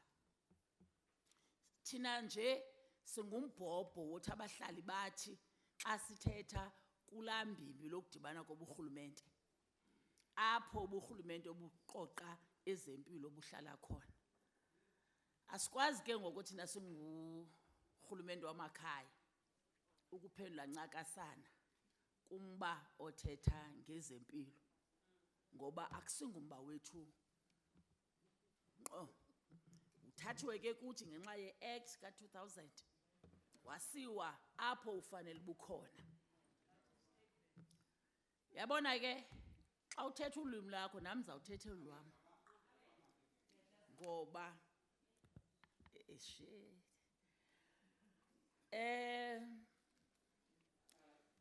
okulandelayo.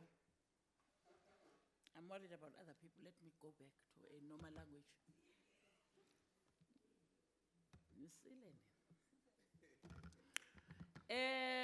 The role of local government, SALGA, to support women.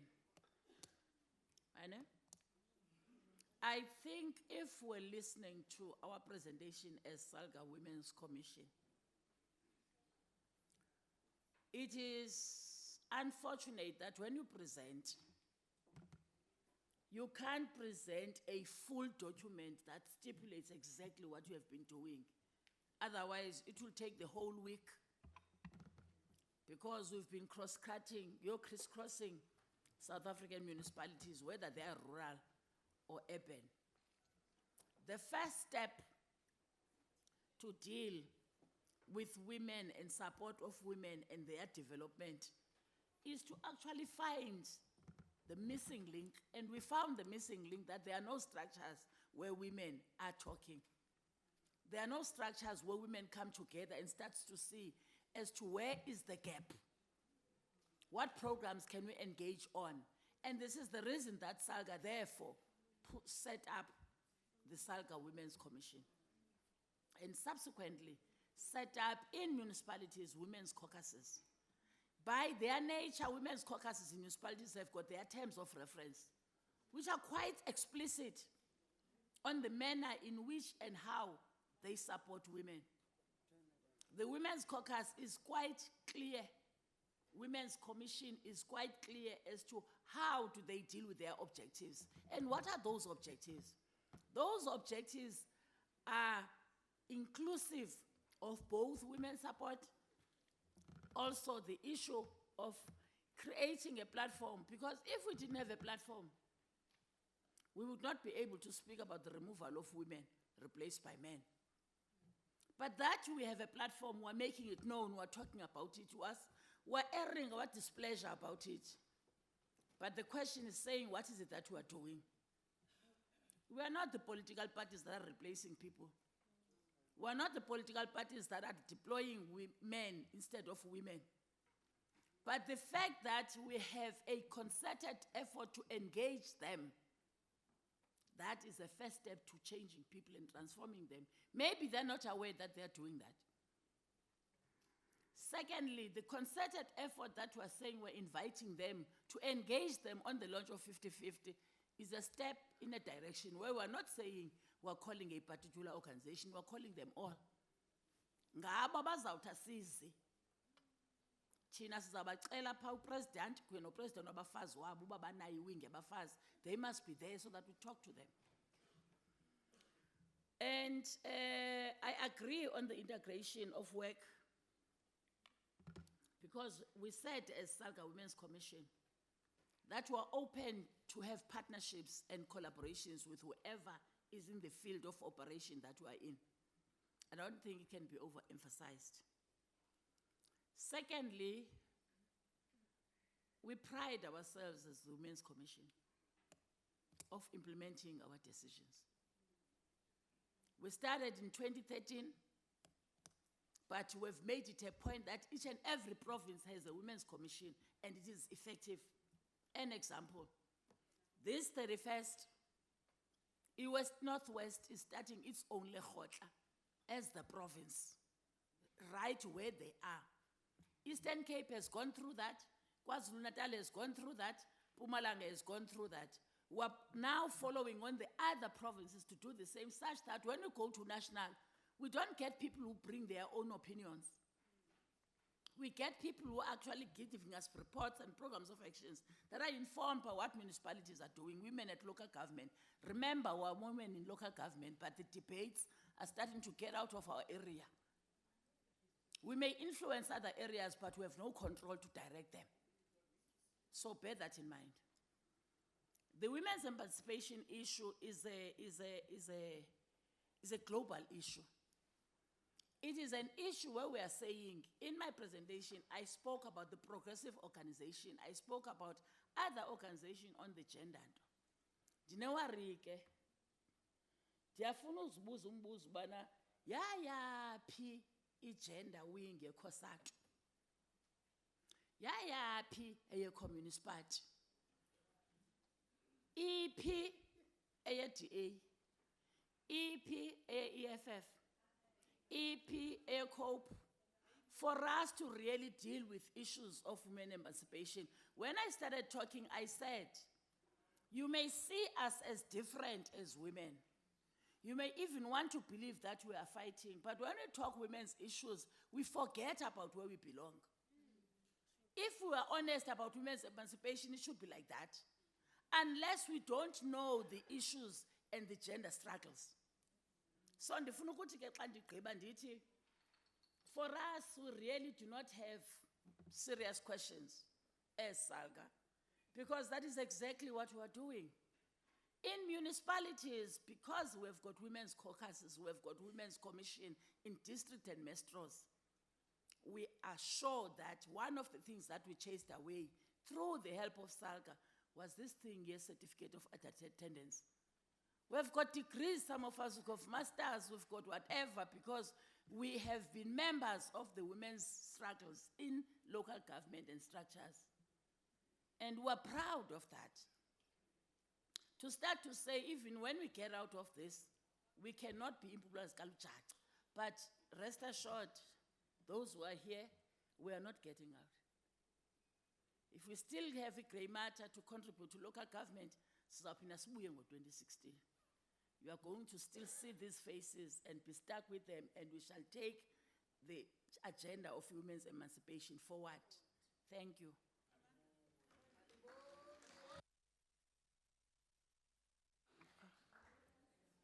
Have you? Thank you, Chairperson. The Ministry for Women in the Presidency responsible for, the Ministry in the Presidency responsible for women, its task is not to implement, it's more to monitor, to evaluate and to recommend, to do policy, to give policy recommendations. Our role in most of the challenges that have been raised would be to do research. We have just finalized the restructuring of the department. Now we have three branches. One is socio-economic, one is research policy and knowledge management, the other one is corporate. The one on research, its role will be to research the program of government in order to produce reports on how far government is. We've already started. On the 9th of August, the President launched the first report that the department has produced, the report on the status of women in the South African economy. It's a very good report. I hope it will be distributed because they had just given us few copies. Now we've received other copies that the minister will be distributing in both houses. It is a very good report. You'll see it when you read it. It shows that there's progress, but it also shows the gaps. So what we are doing, we are communicating with the relevant departments to close the gaps. The other question was about trafficking in persons. In my presentation, I indicated that one of the biggest challenges for South Africa is violence against women. Violence against women is domestic violence, rape, trafficking, and all those challenges. And there are reports that are saying it's happening or it's not happening. However, we are saying there are laws, there are institutions, but the challenges are continuing. So now we want to talk to the communities, we want to talk to those people. And in response to the question whether we are cooperating with SALGA, the task team is constituted, that will be conducting the national dialogues, is constituted by SALGA, national, they will involve the other institutions, but also they also informed us about the Women's Commission that will be working with that. We're working with States SA, we're working with civil society, CGE, Human Rights Commission, Justice, all the relevant stakeholders, because we believe that we will not be able to achieve this unless we work together, so that we can be able to use all existing structures, also to be able to live structures that all of us can be able to live in the communities, but also to empower the communities. Yeah, I think these were the two things that I was supposed to respond to. Thank you very, very much. Let us give ourselves a big round of applause, and thank you very, very much. This session is over, and I would like to thank everybody, the presenters, the contributors, the House itself for participating so lively. It has been a very lively debate. Now, as I move here to take my ordinary seat, I would like to hand over to the Chief Whip of the NCOP to take us forward. And thank you very much.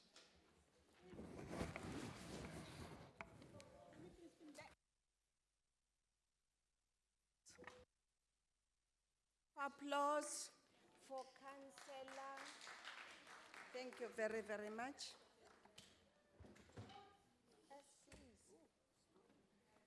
Honorable members, councillors, mayors, speakers present here, House of Traditional Leaders in absentia, all protocol observed, Deputy Chairperson of the National Council of Provinces. In my language,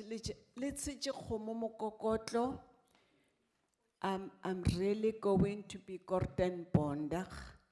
Councillor Mahabe, the one and only.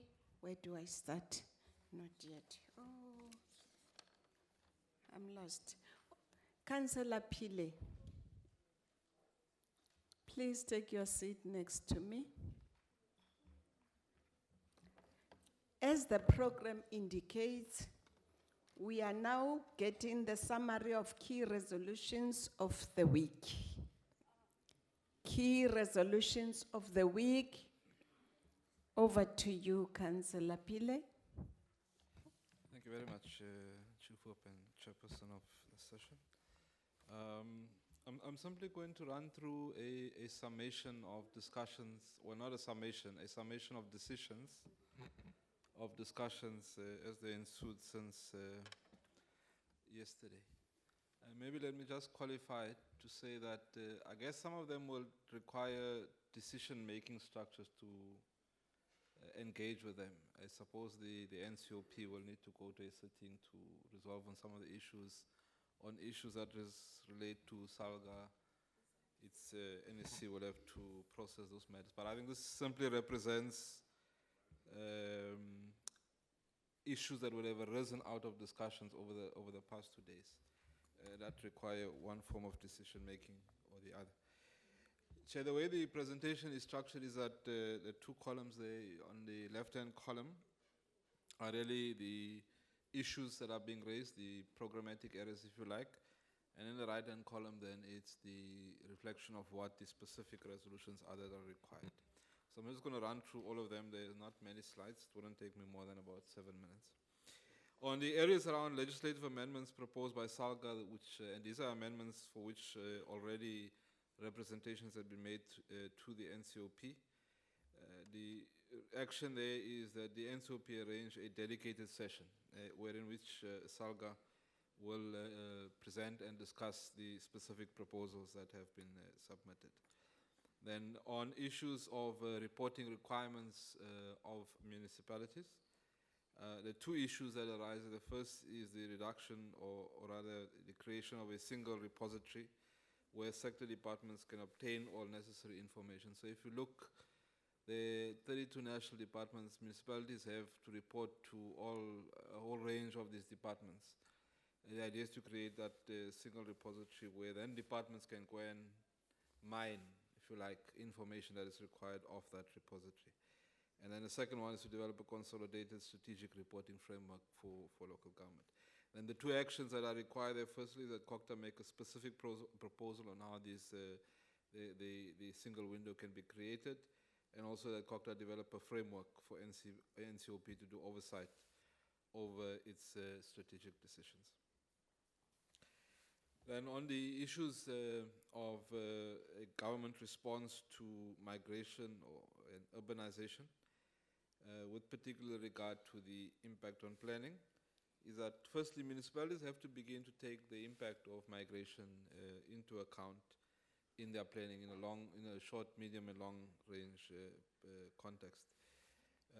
And that we have to develop a broader, this is now government-wide, not municipalities, that we have to develop a broader response to address the migration and the effects on all government services, particularly on municipal infrastructure, on our transport infrastructure, on issues around urban poverty, issues around food security, and then issues around waste management. This is a minimal list of issues. I'm sure in the engagement there will be other issues that arise.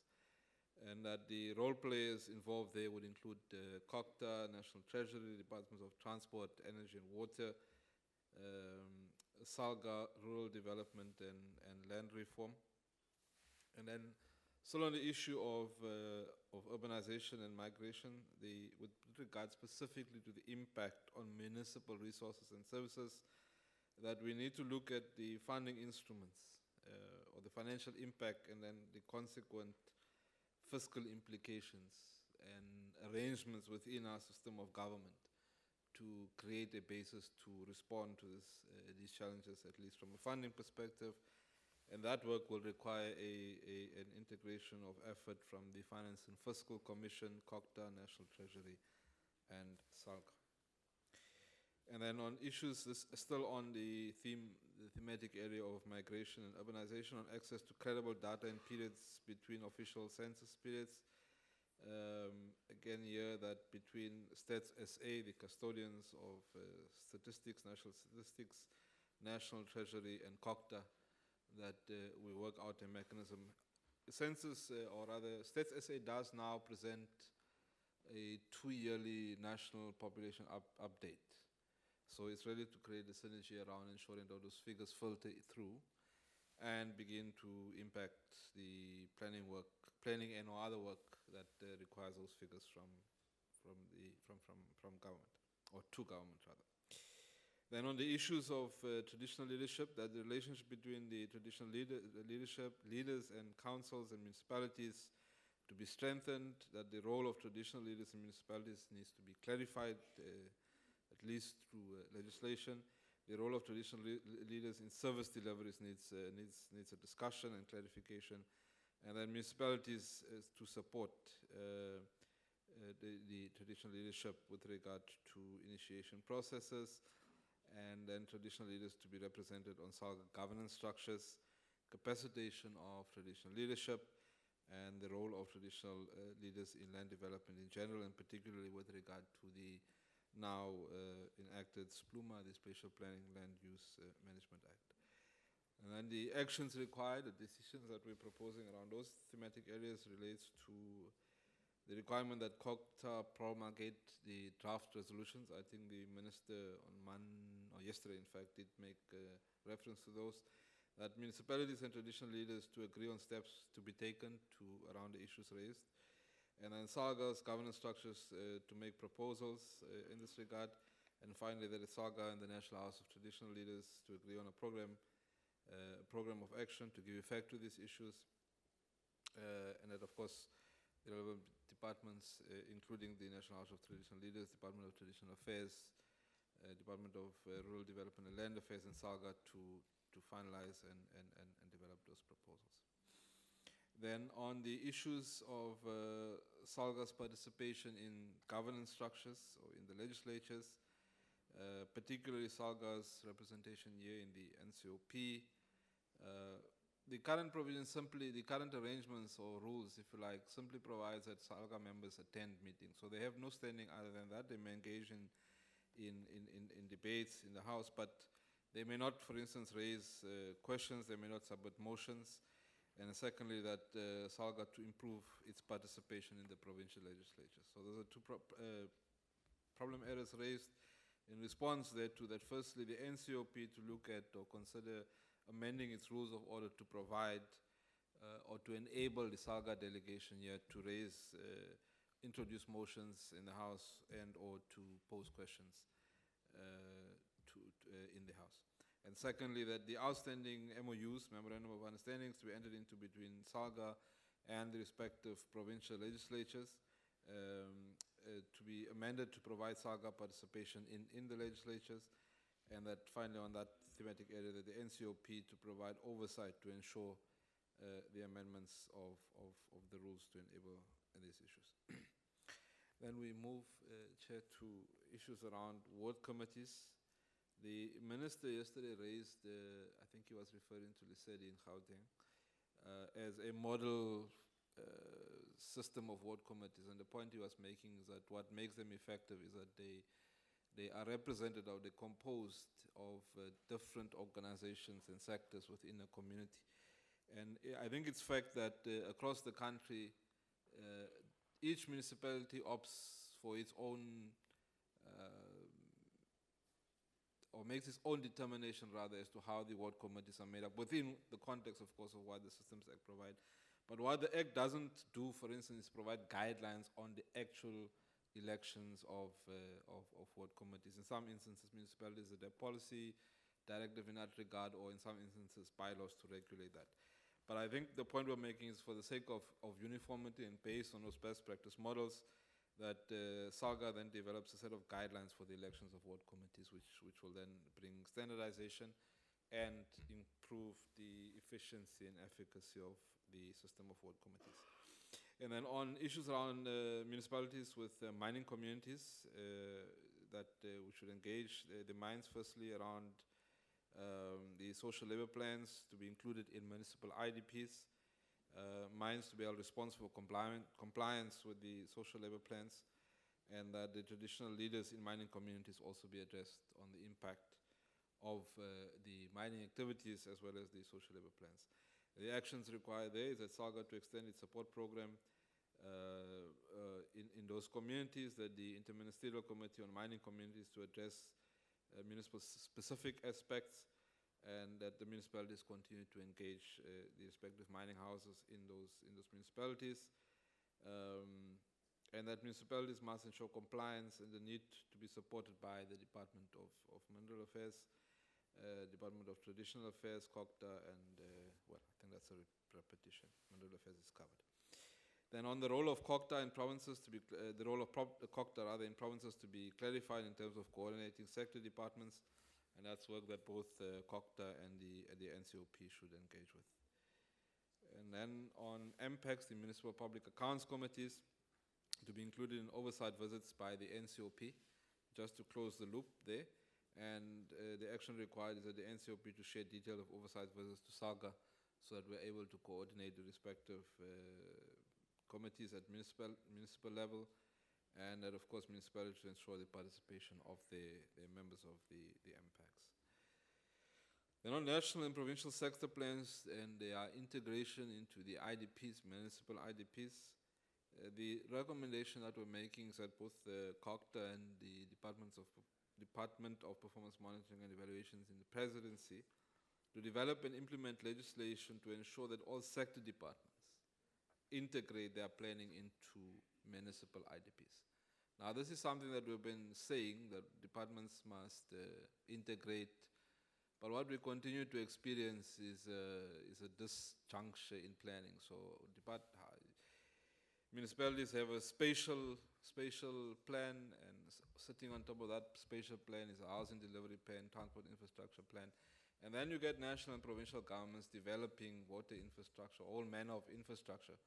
And in most instances, the experience is that there's divergence as opposed to synergy in how those gets implemented. So the point we're making is that we need now to have a legislative instrument to almost compel our integrated, our IGR system to respond to this, at least from a planning perspective, so that we begin to compact and maximize the impact of our interventions throughout our system of government as they find expression in municipalities.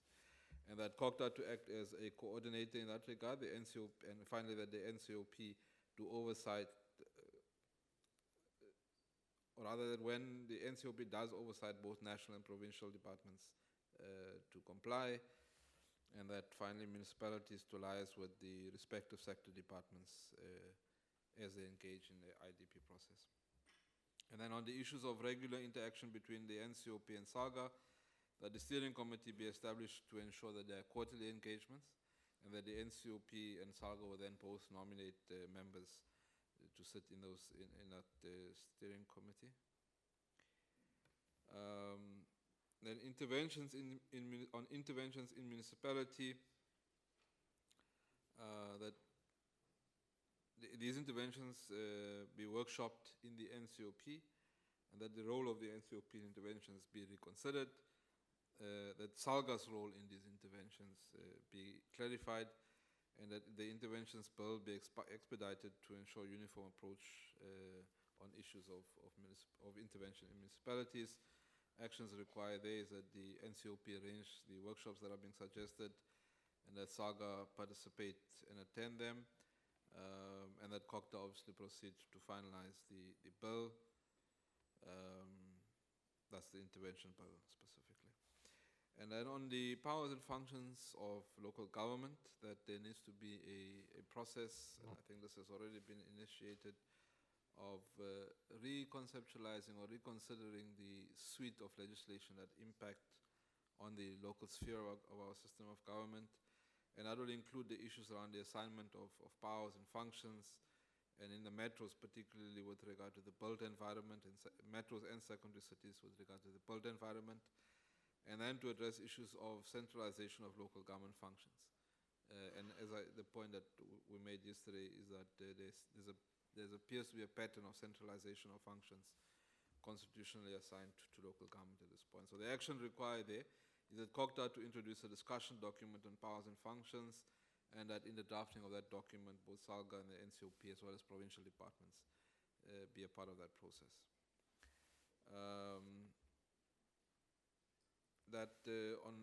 the amendments to the provision of Section 76 and Section 78 of the System Act to simplify the process required to assess the most appropriate service delivery mechanisms for municipalities.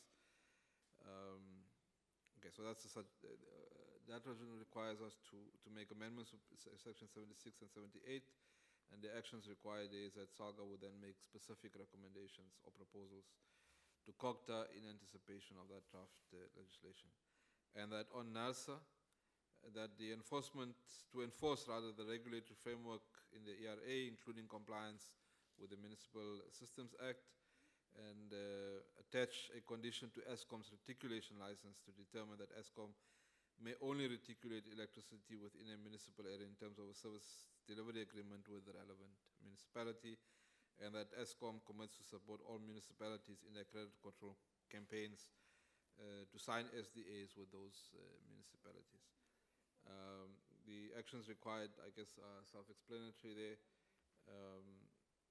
That the respective departments, NARSA and ESCOM, then give effect to those actions.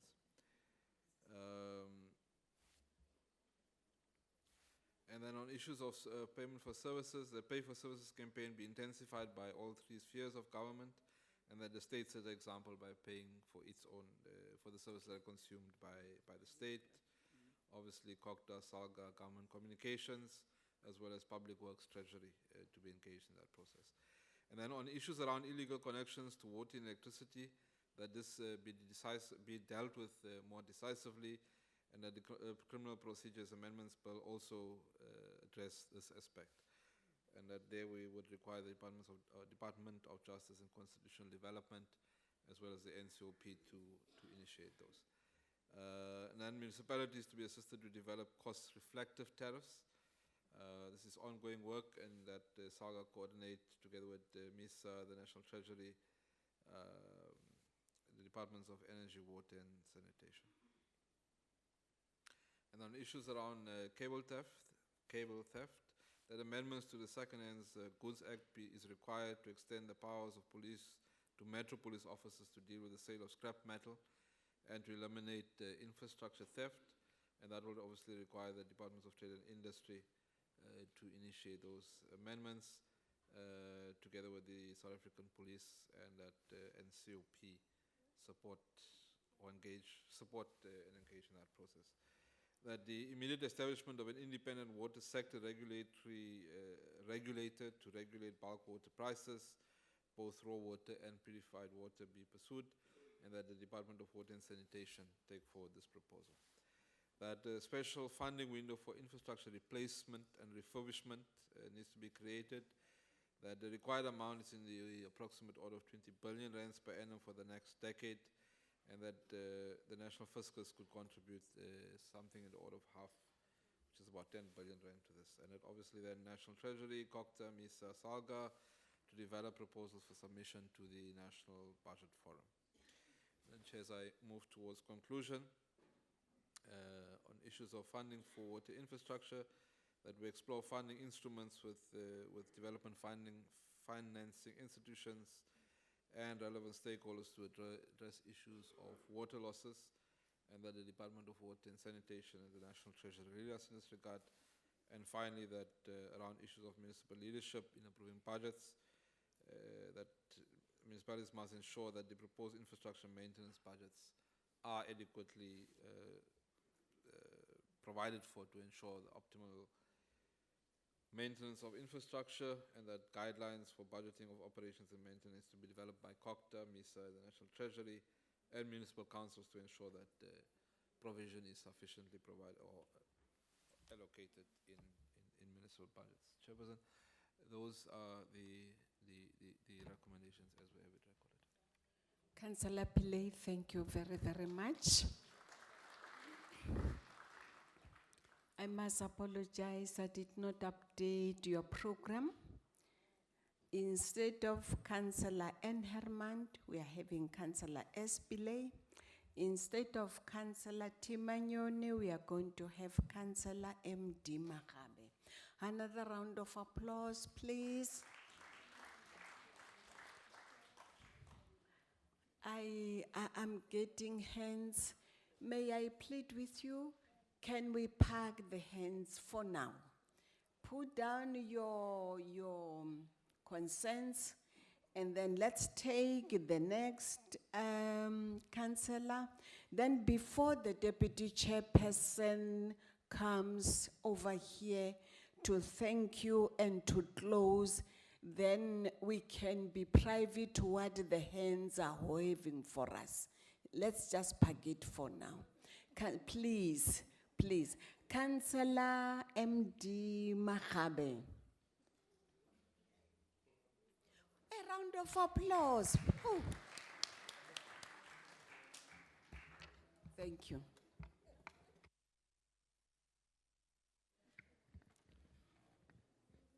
Thank you very much, the Honorable Chief Whip of the NCOP, the Honorable Chairperson, and the Deputy Chairperson of the National Council of Provinces, Honorable Members of Parliament, provincial legislatures, as well as MACs, my fellow NEC members of SALGA, mayors, as well as councillors, our officials who provided support, as well as other invited guests. Ladies and gentlemen, we now moving towards the end of today's session, gathered under the theme celebrating 15 years of democratic and transformative local government, entrenching cooperative government for people-centered development. Chairperson, we have exchanged views. We have learned lessons for the past 15 years. We are more than empowered to move local government forward. As we mentioned at the start of this third local government week, our 15 years milestone is indeed our opportune moment to recognize the tangible gains made by local government in expanding the provisions of service delivery and transforming many lives of our ordinary South Africans, including the many innovations municipalities have undertaken to bring our quality services to our people. The local government focus week is itself, in fact, a major part of 15 years success story.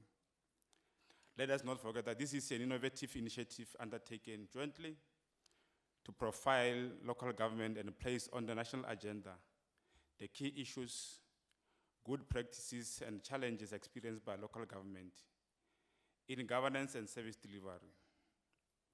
We should reflect positively on the cumulative policy and knowledge sharing gains jointly experienced by the National Council of Provinces and SALGA since the inaugural local government focus week in 2012. In particular, that we have highlighted laws, policies, constraints, and unintended consequences that some of our well-intended initiatives have had on local government's ability to execute its developmental mandate. Indeed, Chairperson SALGA has formally submitted to the National Council of Provinces a detailed list of laws, regulations that require review. And we stand ready to engage the relevant committees on specific laws and regulations that we continue to grapple with. In this context, Chairperson, and given our successes in this regard, as well as the cross-cutting nature and application of local government issues to most of the committees of Parliament, is it not time that we consider sharing the success of local government week with the National Assembly and placing the local government week on the program for both houses in the 2016-2021 cycle period of government, or local government. It is our proposal that the last day of future local government focus week be a joint session between the National Council of Provinces, the National Assembly, such that we have a true intergovernmental initiative. I am sure we will agree that we need less rigid and more cooperative government. It goes without saying that we must work closely with the Minister of Cooperative Governance and Traditional Leaders and other key ministries such as Finance and Human Settlements to ensure an increased and coherent support to local government in the country. In this regard, we call upon our national and provincial government to support for our commitment by implementing a differentiated policy and resource model to ensure that the higher capacity municipalities, that's metro and secondary cities in particular, receive a greater fiscal allocations, additional revenue raising powers, and devolution of built environment functions to enable municipalities to ramp up the pace of service delivery and transformation so as to deliver on the aspirations exposed in the National Development Plan Vision 2030.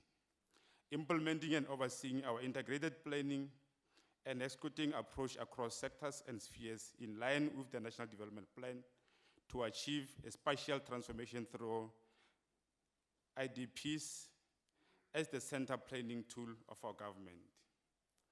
Respecting and supporting the constitutional mandate of local government and collaborating with the sector to improve development outcomes, including through rationalizing legislations and regulations which impact the effective delivery of services and transformative socio-economic development.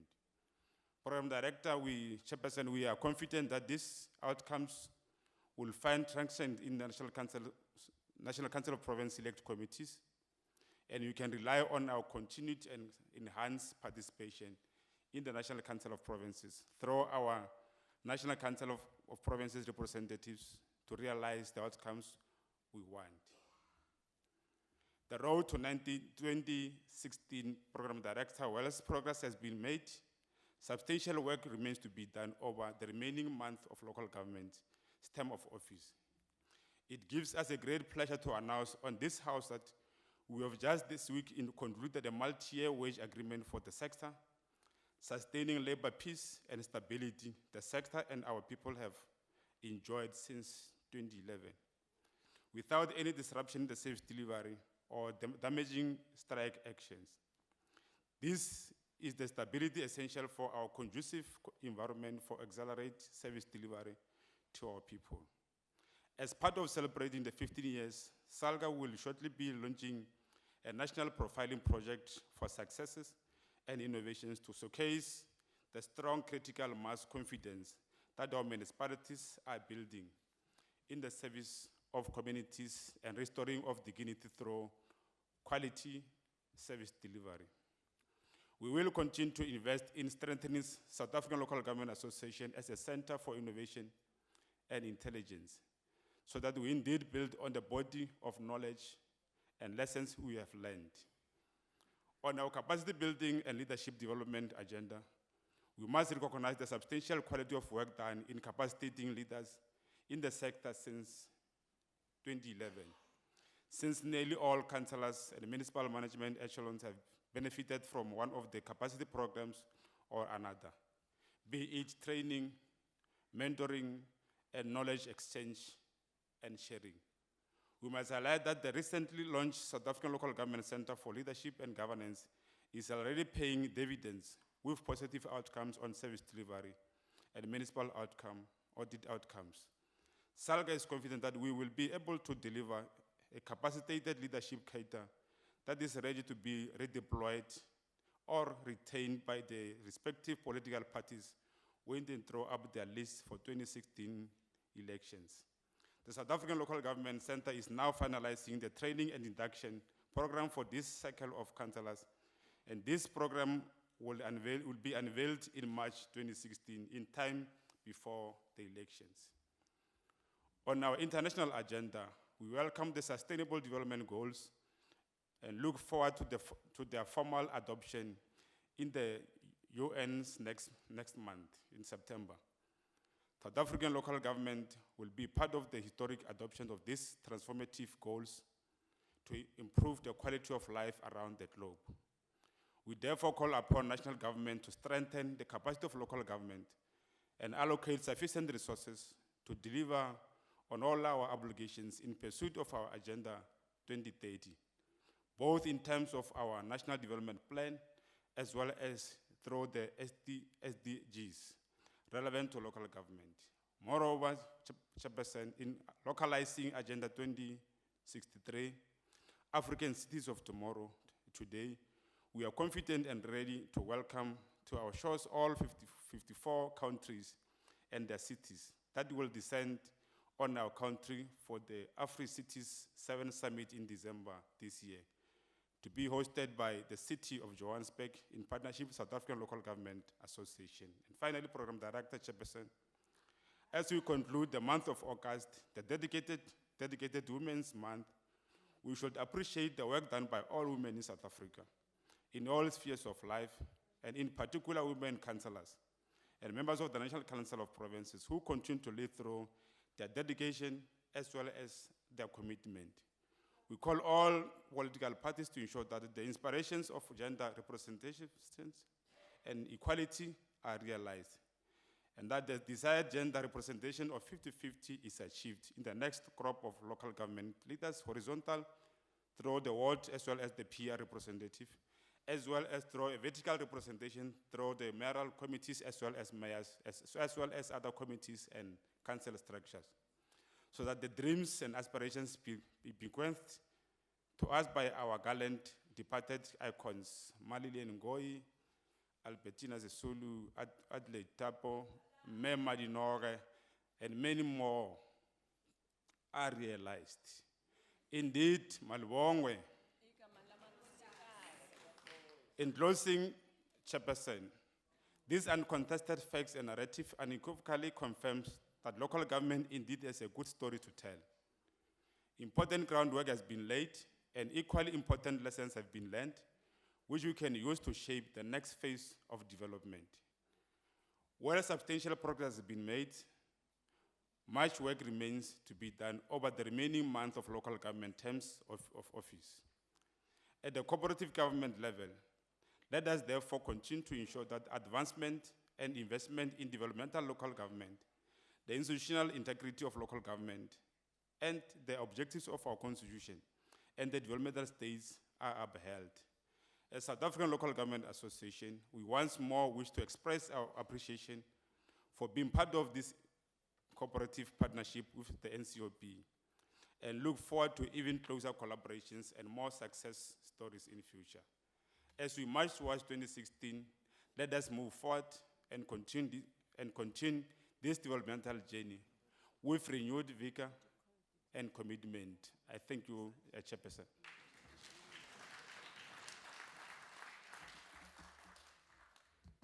Councillor Magabe, thank you very much. No, how so change? There were two hands over there which I had parked. Councillor Pile, can you be on my left, please? Mama?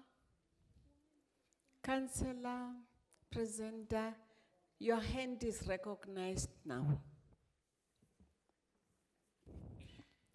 Person, Chair, can you please recognize this side also? Oh, this side, yes. It will be 1, 2, hand number 3 is that side, in that order.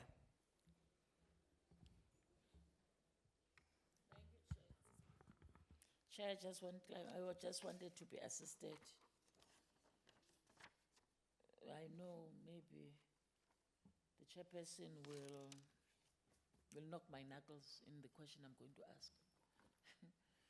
Probably the NSA has not made a determination on the issue, though we raised it at the NMA. This issue of looking at the legislation, electoral legislation for the issue of 50-50. Hello? I am talking to the manager. Do I bite it? No. Problem here, I've spent 10 years in a radio station and I know how afraid to be close to a mic. So Chair, I was asking, hence I was saying maybe the chairperson would grind my knuckles in the question I'm going to ask. Maybe the NSA has not pronounced, but it's an issue that we also raised at the NMA. The issue of looking, even today I raised it, the issue of looking at the legislation to actually address the issue of 50-50 your campaign. I'm just asking, is it by omission or is it having a space somewhere for it to be included?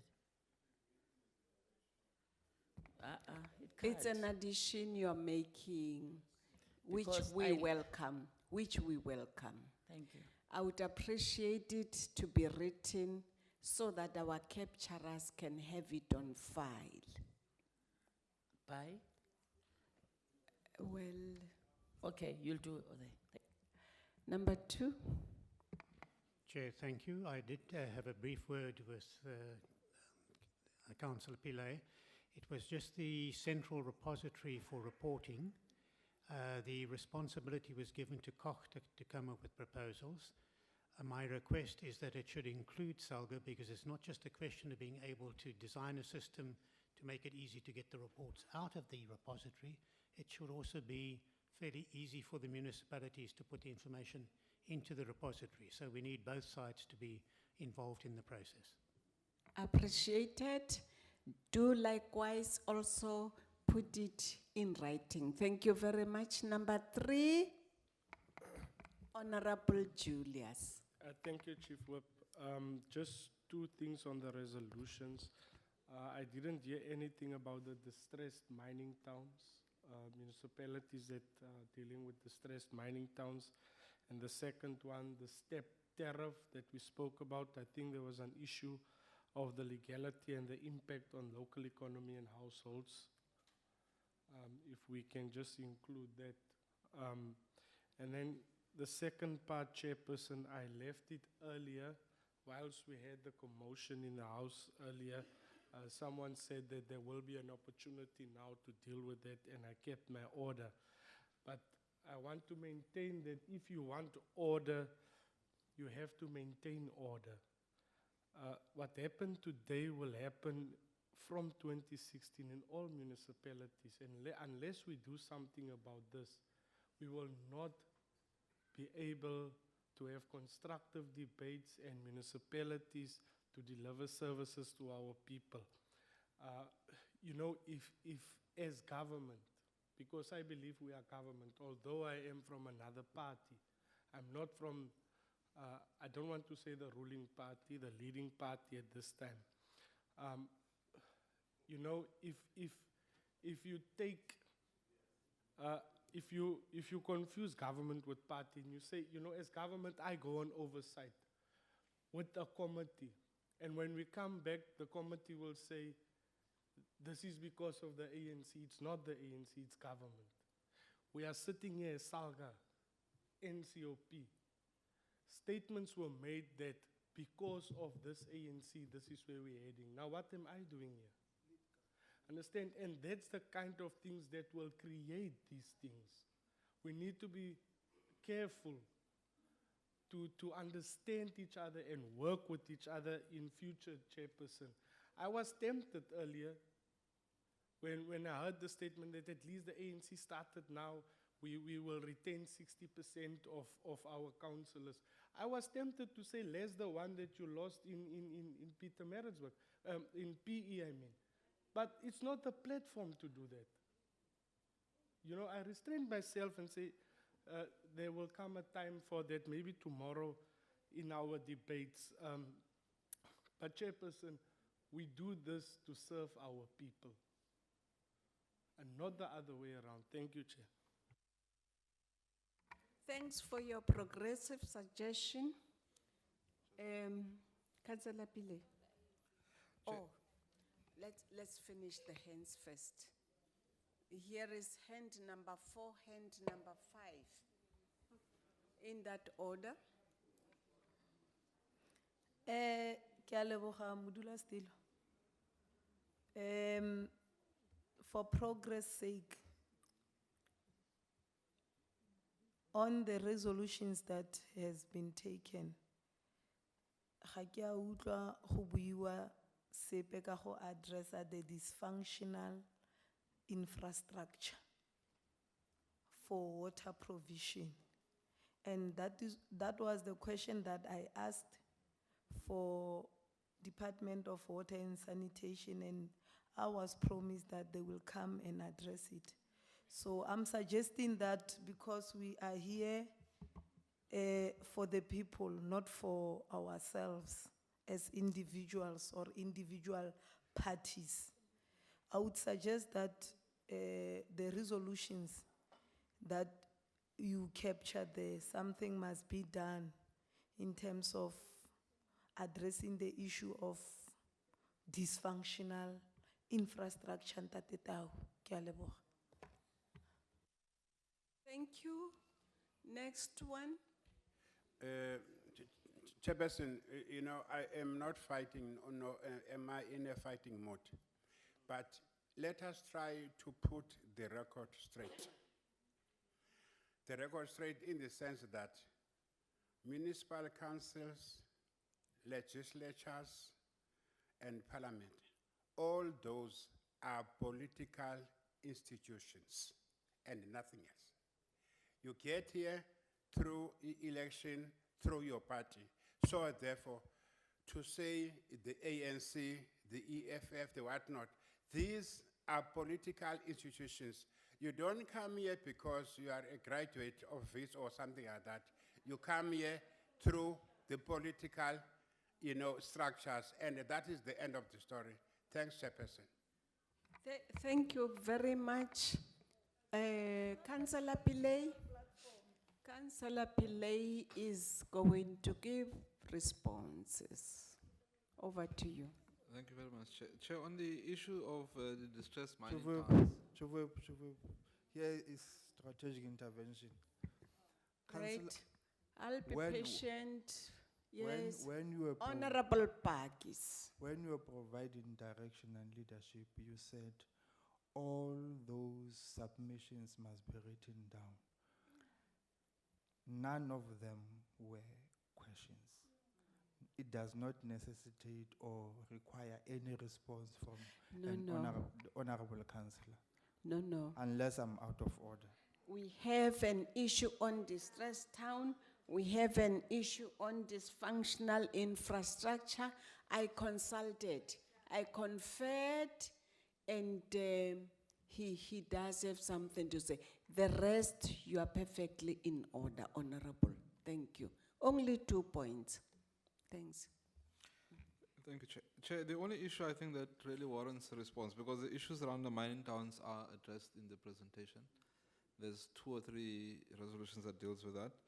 The issues of the dysfunctional water infrastructure is captured there. So unless the point is that it's not captured to the extent or in an appropriate way, but the issues are raised, the need to introduce a grant both for maintenance and the provision of new water services infrastructure. And then the issue I did want to respond to is the issue of the step-up tariff. And the context of the question is that let's look at the legality of the step-up tariff. Now, 2 points I want to make. When the chair of the FFC was addressing the session earlier, he makes the point that insofar as the opinion of the FFC is concerned, there's nothing irregular or illegal in the step-up tariff. In addition to that, NERSA, which is the regulator, also makes a determination based on a step-up tariff formula.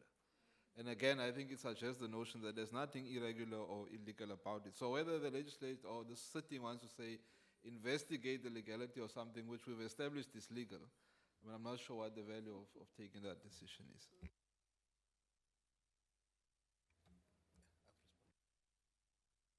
Very, very much. A round of applause for these 2 gentlemen. Thank you very much. Thank you. And the next round of applause is to appreciate how good an audience you've been this afternoon.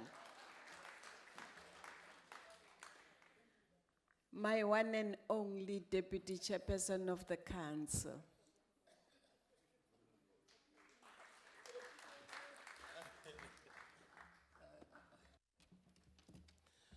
No, thank you very much, Chief Whip. Honorable members, councillors,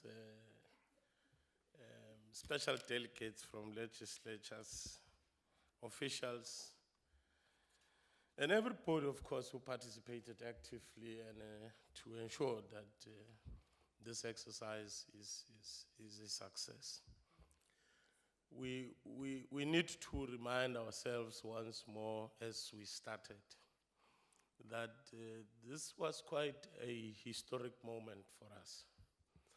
A historic moment in a sense that it was the first local government week in this fifth parliament.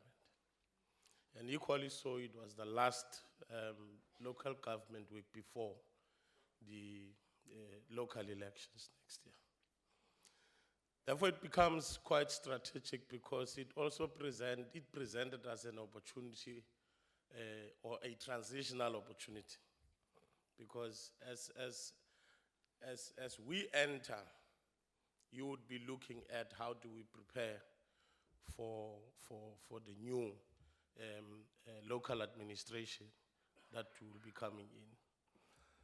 I must say, Chair, I was quite impressed with the earlier debate around the gender question.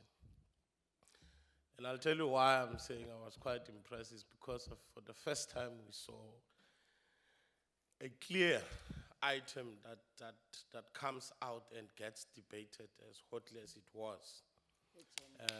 Yes, in a provincial week. And in so doing, I think it was a learning curve also for us.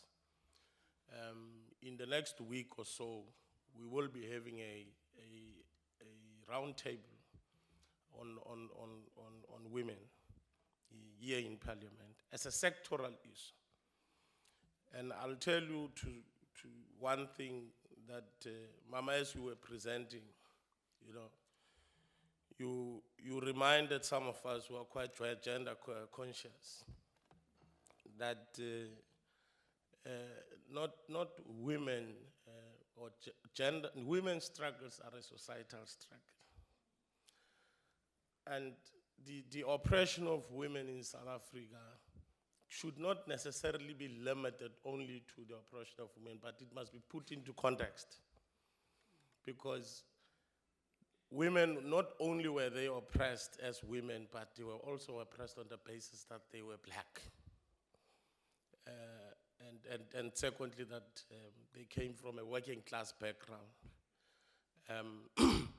And that in itself, if we lose the context of the oppression of women and isolate it from the broader struggles that we have had as a South African society, we will then miss the point.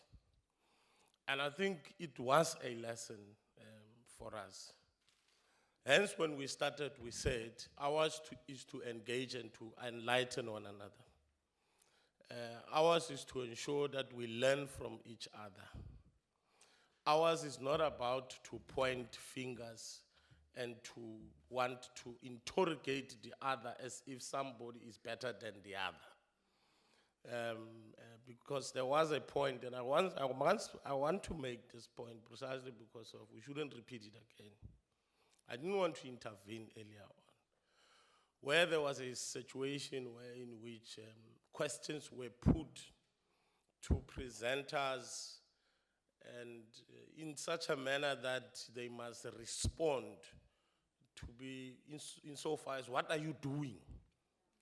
Instead of saying, I think this is what needs to be done collectively in resolving a particular problem.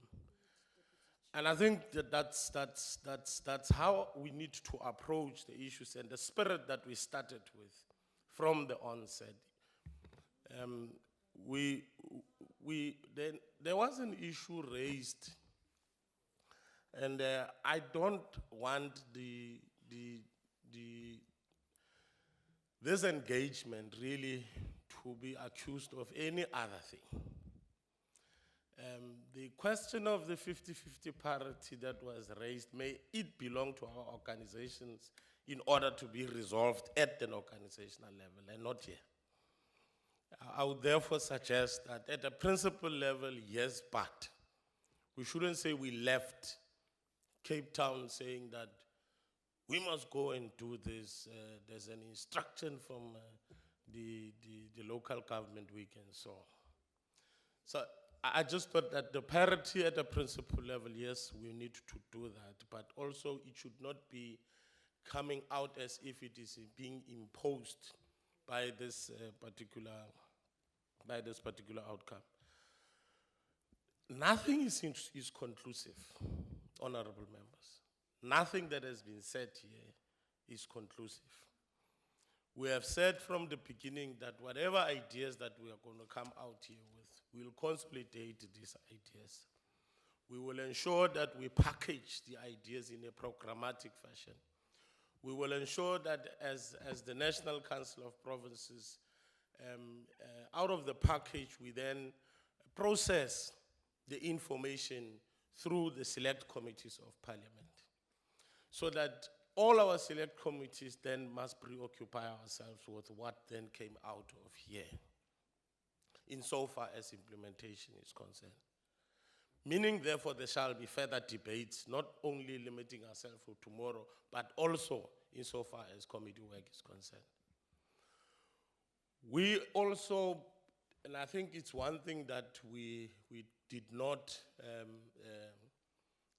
hear, maybe I might have missed it, but probably it might have been not said precisely because of we have agreed on a principle that beyond this exercise, we need to establish that mechanism between the NCOP and SALGA to then further process some of the issues that we can process, so that our next session should not be about presentations. Of course, yes, we may want presentations, but a greater space must be created to make an assessment of the implementation of our decisions.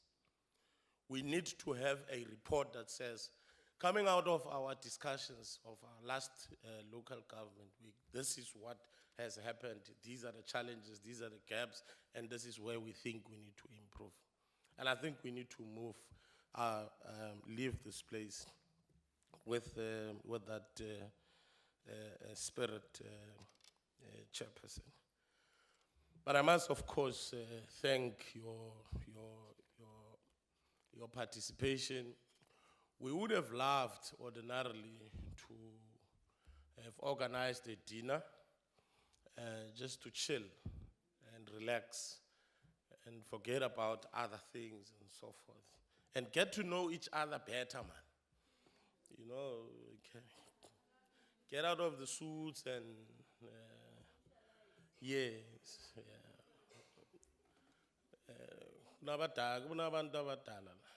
I must choose my words very carefully. You must respect elderly people. Thank you. You can't just be reckless with language. So it is quite important that we need to do that.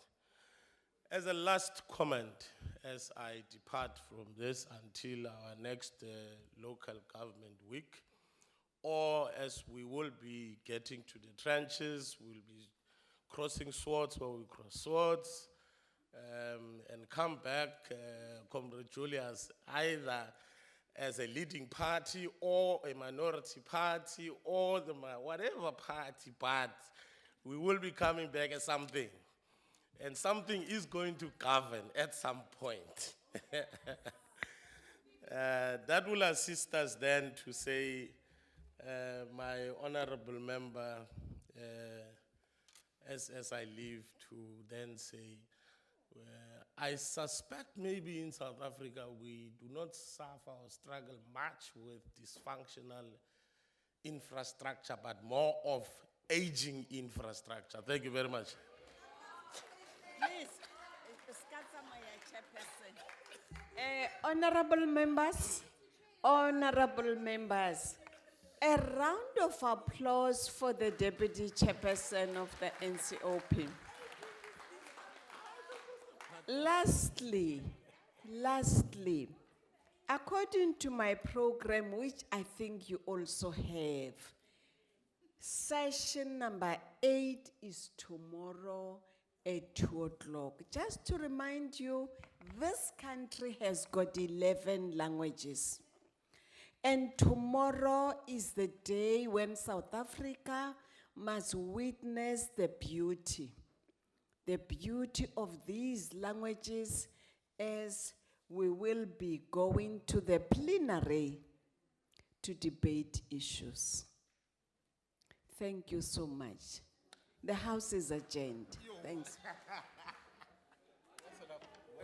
What time is the wellness tomorrow? What time is the wellness tomorrow? Wellness. Wellness.